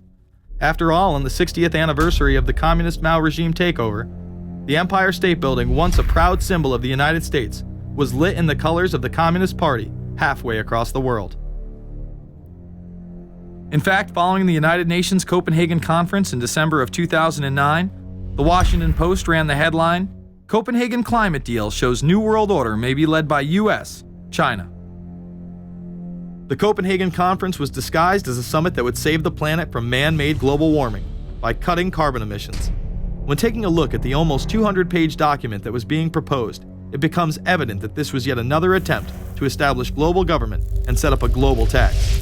In Section 38, it states, "The scheme for the new institutional arrangement under the Convention will be based on 3 basic pillars: government, facilitative mechanism, and financial mechanism."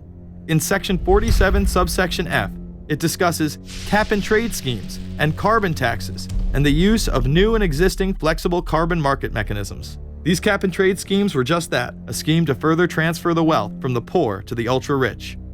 One of the ways it will drive the change is through global governance and global agreements. The fact that our president even attended should be considered treason. Just weeks before the conference, ClimateGate hit the media. Secret emails confirm that many of the United Nations lead scientists had engaged in fraud in order to promote the idea that man-made global warming was occurring and that carbon dioxide was a toxic gas. In reality, they admitted the Earth had been cooling for the last decade, and that they had destroyed the source data in order to ensure the scientific community would be unable to review their findings. Bill Jones was forced to resign from his position at East Anglia University, and Penn State has launched an investigation into Michael Mann. Because of the scandal, many countries refused to sign the agreement, and instead only 25 heads of state, including rock star President and Savior Barack Obama, signed a much shorter and broader accord. The document states that a high-level panel will be created, and that parties will be subject to domestic auditing, supervision, and assessment. The climate conference in Copenhagen is another step towards the global management of our planet. The idea that carbon dioxide, the life force for plants here on Earth, is a toxic gas and should be taxed is laughable. There have been numerous periods of time in which the Earth has had vastly more carbon in the atmosphere than present day. In areas where there have been volcanic eruptions which emit large amounts of CO2, plants have benefited, and there is no negative impact on the surrounding environment, as well as indigenous people from the excess carbon dioxide. The globalists promote this theory to keep mankind in fear, not only for the establishment of a global government and a global carbon tax, but the literal control of the entire planet. An even darker side to the scam of man-made global warming exists. In reality, it's about population control. Ted Turner reveals himself here in this interview with Charlie Rose. We've got to stabilize the population. When I was born, there were so what's wrong with the population? I mean, with too many people. That's why we have global warming. We have global warming because too many people are using too much stuff. We've got to stabilize population on a voluntary basis. Everybody in the world's got to pledge to themselves that 1 or 2 children is it. Not doing it will be catastrophic. We'll have 8 degrees. We'll be 8 degrees hotter in 30 or 40 years, and basically none of the crops will grow. Most of the people will have died, and the rest of us will be cannibals. Civilization will have broken down. What the few people that are left will be living in a failed state like Somalia or Sudan, and living conditions will be intolerable. The droughts will be so bad there'll be no more corn growing. Not doing it is suicide. Unbelievably, when Turner met with other globalists, David Rockefeller, Warren Buffett, Bill Gates, Michael Bloomberg, and even Oprah Winfrey to discuss population control, they were portrayed as superheroes. Behind closed doors on this New York campus, a secret gathering of some of the world's most powerful people. Gates, Buffett, Bloomberg, Winfrey. It was like the Super Friends. In the great hall of the Justice League, there are assembled the world's 4 greatest heroes. Together with others at the meeting, including George Soros, Ted Turner, David Rockefeller, they're worth more than $125 billion. The new Superman and Wonder Woman, the super rich friends, not fighting bad guys, but fighting for good nonetheless. Would a superhero call for a one-child policy? Would a superhero call for population control? In a recent interview, he claims that 2 billion people would be ideal. That means 4 billion plus must die to accommodate a man who owns more acreage than anyone else on the planet. Let's not forget that Ted Turner is the president of the United Nations Foundation. There are countless examples of how we are being indoctrinated to accept these kind of conditions and believe that man and his activities are the problem. From the promotion of climate cops, we're the carbon cops and we're on the lookout for energy wasters, to phony liberals and conservatives getting together to promote climate change. Hell, let's face it, we're polar opposites. We couldn't be further apart. I'm on the left. And I'm usually right. And we strongly disagree. Except on one issue. Tell them what it is, Reverend Pat. That would be our planet.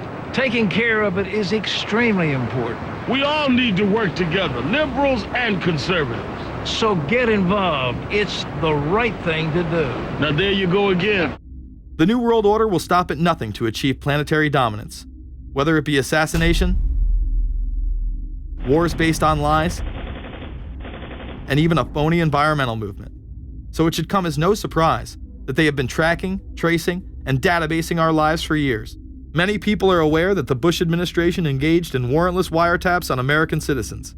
What they don't understand is that it has come out in court that all the major telecommunications companies have been secretly storing every piece of data received from our phones and our computers and handing them over to the National Security Agency. You heard about the government secretly listening in on phone conversations without a warrant, but there is evidence that your email is also being tapped. The government has been intercepting most emails as part of its terrorist surveillance program.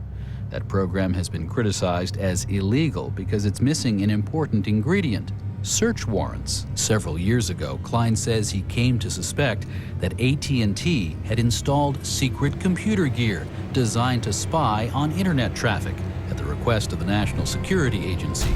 This is just a small part of the picture, as AT&T was not the only company involved and emails were not the only issue.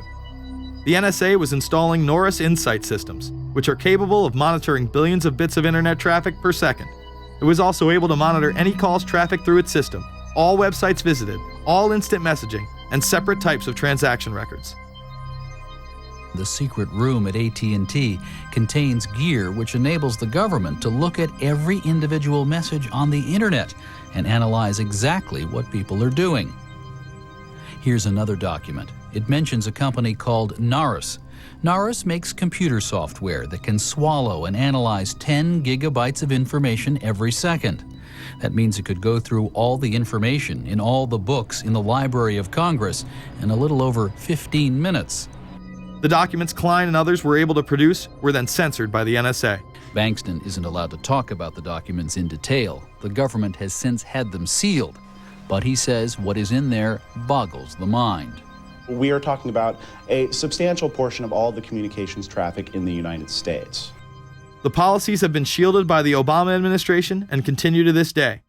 Attorney General Holder has publicly stated lawsuits be thrown out of court, and after several attempts, Klein and other cases were thrown out as well, once again citing the national security of what used to be a constitutional republic, not a massive corrupt slave state. Living in the New World Order, when it's close to completion, for the average citizen, for people like you and me, is going to be essentially slavery. We're never going to be able to get ahead. We're never going to be able to amass enough wealth, essentially to retire or to do what we want to do in life. We're going to constantly be working for the man. They're creating essentially a two-class system. So it's going to be an inner ruling elite and then everyone else. And I got news for you. You're everyone else. The New World Order that is currently being built revolves around creating a global technopoly ruled by the elite, in which they dominate and control a severely reduced populace, which they treat as their pets. In the New World Order, the people are the enemy. Internal documents released in March of 2009 reveal that the Department of Homeland Security is targeting citizens who discussed the New World Order, people with a Christian identity, or sovereign citizens who argue that the government has gotten away from the intent of the Constitution and are strong states' rights advocates. People who are anti-immigration, stating, extremists will argue that immigrants are taking the jobs of U.S. citizens during times of high unemployment and without paying taxes. People who oppose the Federal Reserve banking system. People who display constitutional party or libertarian material. People who support Ron Paul. And those who have bumper stickers containing anti-government rhetoric. This document is one of literally thousands that make everyone a possible terrorist. This establishes a pattern of demonizing ordinary citizens while giving draconian powers to the state. you are considered guilty until proven innocent. As technology is developed, separate parts of their command and control system are beta tested around the world. Here at home, Boy Scouts are being trained to take on returning veterans and disarm domestic extremists, while national programs such as City Year are training young people to serve the government. I am change. I am fierce. In the United Kingdom, it has been established there are over 4 million CCTV cameras. That is around 1 camera for every 14 citizens. Their purpose is not to solve crime, as it takes 1,000 CCTV cameras to solve just one crime. It is to create a tattletale society in which everyone is under constant surveillance by the state and those around them. The company Internet Eyes is now paying people to log onto the internet and watch CCTV cameras in real time as they turn in criminals for cash. Families deemed by the state to be unfit in England have now been put under 24-hour CCTV supervision in their homes. This program has plans for 20,000 families in England, which is to double in the next 2 years. Your every move in both your home and the outside world is under constant surveillance by a criminal elite who operate above the law. As we are constantly under the microscope, their activities remain in the shadows. Obama extended diplomatic immunity to Interpol with Executive Order 12,425, further empowering criminal behavior within our own government. In the Middle East, endless wars will continue. Under the Obama administration, we have sent tens of thousands of more troops into Afghanistan, all while the same network exposed in the Iran-Contra affair discussed earlier controls the opium trade. It was revealed in October of 2009 that the CIA had been funding puppet Afghani leader Hamid Karzai's warlord brother for the last 8 years. He is the lead opium dealer in the region. It seems the same cartel that was dealing drugs in the 80s and 90s never stopped. After all, how else could the government fund black operation programs across the board? The Karzai regime has whole sections of it which are drug-supported, and we can't touch it. We turned Afghanistan into the major supplier of heroin for the world. It happened under CIA supervision. This continues while many of the Taliban are literally on U.S. payrolls. Is there a possibility that we have Taliban employees? The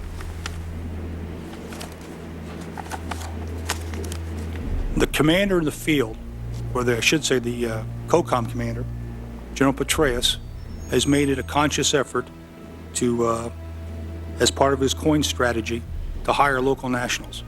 I can't talk in this forum, nor am I the qualified guy to talk about it, but there is no doubt in my mind, one day you're on one side of the ledger, the other day you may be on the other side of the ledger. Biometrics have been instituted in both Afghanistan and Iraq, where individuals are subject to fingerprint devices, iris scanners, and electronic databases to screen local residents as well as DNA tests. This includes anyone within the populace of a combat zone. Someone has to go out there with the biometric registration equipment, take your iris scans, take your scans and get you registered in the system like that. As scary and tyrannical as these systems seem to be, none may be as dangerous as the implantable RFID microchip. Through various pretenses, including terror, security, and entertainment, the chip has been promoted and integrated into society.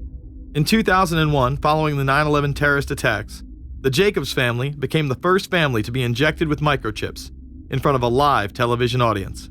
We have a Florida family who are really pioneers in a brave new world. They have volunteered to be the first ever to have microchip identification devices implanted into their body. After 9/11, I was really concerned with the security of my family. In 2004, the FDA approved the use of RFID technology to be implanted into human beings. However, studies dating back to the 1990s show the implantable microchip has been linked to cancer in animals, but this has not slowed the agenda of control. In Barcelona, trendies get chips in order to receive VIP status at the exclusive Baja nightclub. A simple swipe of the arm gets them in without a line, and it pays for their drinks too. The Mexican government also chipped employees for security measures in 2004. We were interested today to hear that more than 100 law enforcement officials in Mexico are having microchips implanted in their arms. The chips allow a person to be scanned, sort of like a cereal box at the supermarket checkout. Mexico's Attorney General and 160 of his deputies have had microchips implanted in their arms. It is to provide access, said the Attorney General, to the right people in exclusive areas. Today, aside from being promoted as a device that can save your life by storing all of your medical information in it, it is being promoted as the next generation tool for video gaming. Sega developer Yu Suzuki plans on developing gaming technology using implantable RFIDs. He states, people that have some sort of chips in their bodies, to be able to keep track of vital signs, so it doesn't have to be a scary thing. But you could put a sensor here, you know, a bit like the Matrix, as he points to his arm. It's not really something only in the future. Some people already have them, chips in their bodies. Suzuki is correct. It has never been easier to order a microchip online and implant it under your skin. Microchips implanted in your hand, arm, or shoulder is just the beginning. Some have already taken implantable brain chips that may enable the blind to see again, the deaf to hear, and much, much more, including the ability to download information directly into the brain and instantly communicate with anyone in the world, creating a worldwide mind. It's very interesting that the way that the New World Order is going is moving towards a system that is identical to that, whether it's going to be an implantable microchip, an RFID, a thumb scan, whether it's going to be some sort of a tattoo. Imagine a planet where every human being is required to be chipped at birth. This would be the final tool implemented in a command and control world government system in which the elite rule the masses with total control of their lives. This is, of course, a terrible predicament for those of us who are convinced that this system is slowly but surely destroying this country and has to be changed. But we can't count on the elected presidents to do it, and we can't count on the elected Congress to do it. We somehow have to mobilize the technological resources of the internet to create some kind of new political force in this country. So is there anything else about the ruling class we should know? Politicians, business leaders, and media figures are often portrayed as pillars of morality while they describe themselves as Christian conservatives. Nothing could be further from the truth. In reality, many of the elite are groomed at a young age to take part in occult rituals. Those who attend Yale are indoctrinated into the Order of Skull and Bones, an elite secret society cloaked as a fraternal order. Yale University is 300 years old this year, and were you to visit its campus, you would see that it still has exotic clubhouses, which look like tombs where Yale's legendary secret societies meet. Their prestige and importance have largely evaporated, but the rituals are still a secret. And so when we heard that some enterprising characters had managed to spy on the famous Skull and Bones Society, we couldn't resist. Skull and Bones, people say it's a fraternity at Yale University, but it's really a postgraduate organization. So it was founded in 1832, and it's not like a normal fraternity. People don't pledge. These people choose who they want to come. So they do the recruiting. They recruit 15 people every year, people who they see are going to be powerful people in the future. So they're recruited when they're a junior in college. A lot of these people come from really wealthy and influential families because they know that this person has the resources to then elevate them to a position of power that can benefit the club. The video shows the neophytes, or initiates, kissing a skull, then performing a mock human sacrifice. Horrific screams caught on tape include chants of, "The devil equals death, death equals the devil."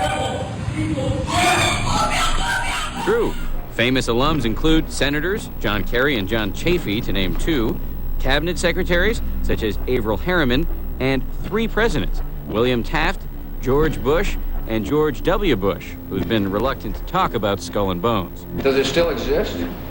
The thing is so secret that I'm not even sure it still exists. Former Skull and Bones members and current members have been presidents, heads of the CIA, senators, heads of business. I mean, huge, huge corporations. These people have the network that brings them to such a position of power that most people could only dream of. Bush would run against his fellow bonesman and distant cousin John Kerry in 2004. You both were members of Skull and Bones, a secret society at Yale. What does that tell us? Not much, because it's a secret. Is there a secret handshake? Is there a secret code? I wish there were something secret I could manifest. 322, a secret number? There are all kinds of secrets, Tim. You were both in Skull and Bones, the secret society. It's so secret we can't talk about it. What does that mean for America? The conspiracy theorists are going to go I'm wild. sure they are. I don't know. I haven't seen the web. Number 322? This is an elaborate, occult, ritualistic entry into this group that they are now a member of for life. This culture of death in the occult continues long after college. Later on in life, these pagan rituals carry on in the redwoods of Sonoma, California. And what is the Bohemian Grove? Well, it's a kind of summer camp for the powerful, an all-male gathering in great secrecy. This group was formed in the late 1800s by artists, industrialists, and politicians. Bohemian attendees worship the owl as their deity. The Aztecs, Mayans, and other natives of Mesoamerica considered the owl a symbol of destruction and death. This is why the opening ritual for the club is the cremation of care. During the ritual, the effigy of a baby is rowed across the water by the Grim Reaper and given to a high priest, who then tosses it on a fiery sacrificial altar of a 40-foot owl god. It is an earth-based ritual in which care is burned away. The conscience is symbolically cast aside so that they may ignore the pain they have inflicted on others for the advancement of their own agendas. With this ceremony called the cremation of care, that begins the 2-week encampment where the body of dull care, symbolizing woes and concerns, is burned on an altar in front of a big owl statue. When that ceremony ends, they all start to cheer and yell. You have to ask yourself why it is that somebody would want to do that, let alone these elite people. And if you look at the elite throughout history, many of the people that achieve pinnacles of power are into the occult. They seek a supernatural way to gain power. Why are Christian conservatives such as the Bushes and Newt Gingrich attending the Grove? And I recognize I'm not going to be invited to Renaissance Weekend or that Bohemian deal where Newt, Rush, and Dick all sit in a teepee naked beating on tom-toms.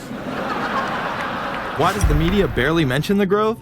Because many of them are in attendance. Late political cartoonist Phil Frank of the San Francisco Chronicle draws a reporter thinking about his loyalties to Bohemian Grove as he takes notes for a story. Stories about what happens in these redwoods are hard to come by. A campground statue reminds Bohemians to keep their mouths shut about the Grove. Many world events have been shaped at the Grove, including the creation of the atomic bomb. Discussions at the Grove in the 1930s helped lead to the development of nuclear power and the atomic bomb. Every Republican president since Calvin Coolidge has been a member, as well as many Democrats, including Jimmy Carter. If you look at the membership lists of the Bohemian Grove and the Council on Foreign Relations, the Bilderberg Group, a lot of the key level people are overlapping and are involved in numerous groups. In addition to pagan rituals that take place there, this all-male club also deals with darker themes through the plays Montezuma, which feature Aztec human sacrifice, and Faust, which feature Mephisto. Some of these plays are disturbingly flamboyant. Many of the elitists have a penchant for cross-dressing and singing show tunes. Perhaps that is why much of the all-male staff also happen to be homosexuals. Well, each year, many of them seem to have a stunt or try to come up with a stunt. Last year, in 1980, the popular button was Free the Fortune 500. Bohemian Grove that I attend one time at a time. It is the most faggot goddamn thing you will ever imagine. In 2004, the New York Post reported that gay porn star Chad Savage would be servicing moguls at the Bohemian Grove. In recent years, several politicians have been outed in scandals, including Senator Larry Craig, who tried to solicit sex from an undercover officer in 2007.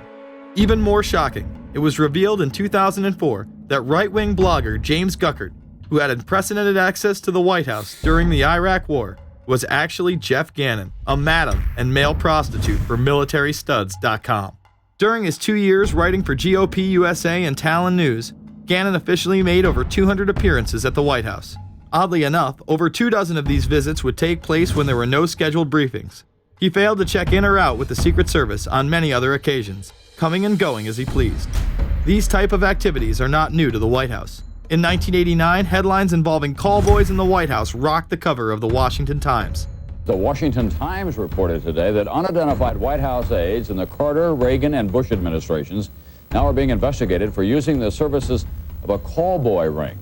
The paper reports that 2 of the male prostitutes were given a late-night tour of the White House last year. Hundreds of credit card receipts obtained by the Washington Times confirm that its clients were key officials of the Reagan and Bush administrations, military officers, congressional aides, and U.S. and foreign businessmen with close social ties to Washington's political elite. This ring extended beyond the White House and into Congressman Barney Frank's bedroom.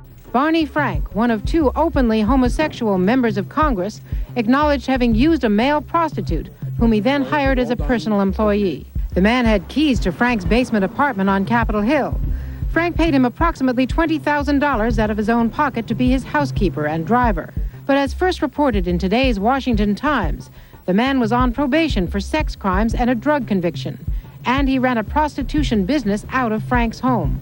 Although Frank tried to claim ignorance, Stephen Goby, the prostitute in question, claimed that Frank was completely aware of what was going on and was even receiving free and discounted sexual services. The fix seemed to be in. Frank was threatening members of Congress to remain silent prior to being exposed in this sex ring. Massachusetts Democrat Barney Frank, a homosexual, threatened to expose fellow congressmen he knew to be gay unless they stopped spreading rumors. Questions stopped and Frank walked away with a slap on the wrist. Some members of the Ethics Committee were disgusted.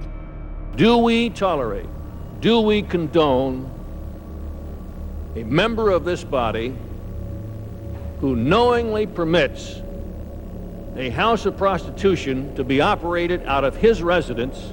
You have just heard one of the most edited, selective garbage that has ever been put forth, in my opinion, in this House. Again, we see people of the highest levels of power involved in the most repulsive and decadent of crimes. They couldn't care less about the code of conduct that's taught in all major religions about treating others the way that you want to be treated. And then they masquerade, they put this false front on that they're like everybody else, because your average person wants to do right, believes in some sort of a karma, believes in some sort of a divine justice in the universe. And so these people need to put on this front that they're like the average Joe in middle America, that they go to church every once in a while, and that they believe in an afterlife and a divine justice. And so they have to put on this front that they're like everybody else in order to get elected and to be accepted and to not have people look at them suspiciously, because if somebody goes around and openly admits that they were an atheist or that they were of some obscure religion, people aren't going to throw their support behind them as much, and they're not going to trust them as easily. The reality of this behavior is never revealed to the public, as the media keeps any revelations quiet. Unfortunately, these type of activities continue to this day. Florida Congressman Mark Foley chaired the House caucus on missing and exploited children and went on television praising Chris Hansen's To Catch a Predator series. The Dateline piece has probably done more than any law we can create. Foley was later caught attempting to have sexual relations with numerous underage pages. Congressman Mark Foley, the man who championed the Child Protection Act of 2006, resigned after inappropriate emails and instant messages surfaced that he sent to former congressional pages. Once more, no charges were even filed. Foley himself has checked into rehab. No one has been charged with any crime. The predator class acts like Roman emperors, indulging in excess that includes sex with young boys, while portraying themselves as men of the Lord. The insanity is that we have allowed an interwoven elite criminal class to rule over us while posing as the saviors of the planet.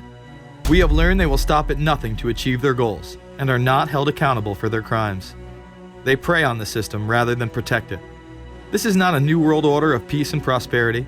It is not a world government to save the earth. During difficult times, we must remain ever vigilant against seemingly positive solutions imposed to suit their aims. Crises there will continue to be.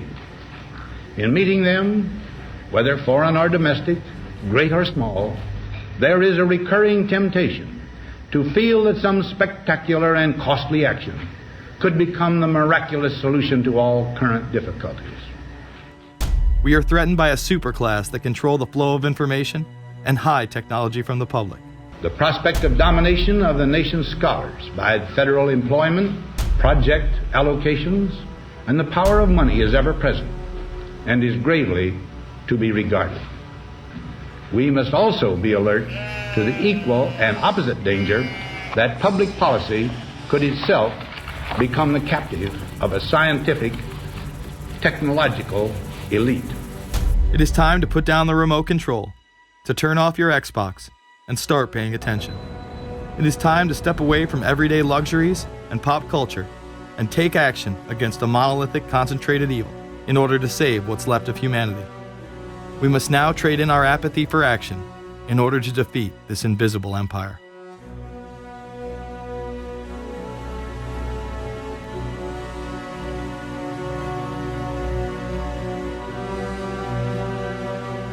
How set up are we to deal with this New World Order?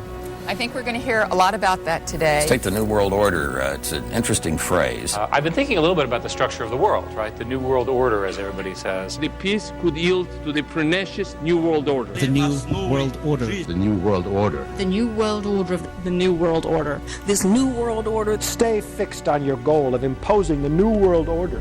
We kept talking about a New World Order. A New World Order.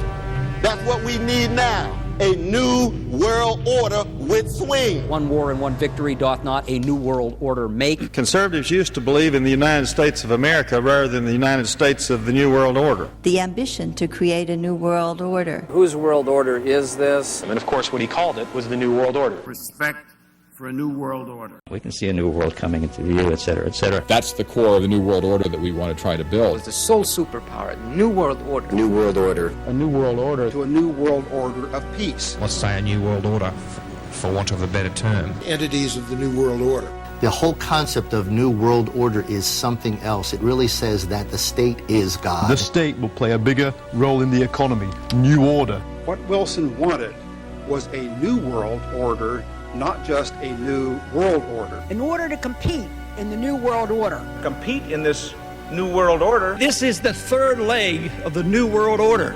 We had the World Bank, we had the IMF, and now we had the World Trade Organization. A rigid New World Order. This hoped-for New World Order. Constructing a new world order. In the new world order of the 21st century. The new world order we're going to put in place In this New World Order. in this new world order. The patriots in this country are not going to see their rights diminished in order to create a new world order. That President Bush has described as a new world order, which we all share that same desire. A new world order is surely in the making here. Are we ready for the new world order? It's a timely and often controversial question. You don't hear a politician speak the way you do in America. It's about the future of Europe and a new world order. Mr. President, thank you so much, and I hope to have you again, and I hope to see you again.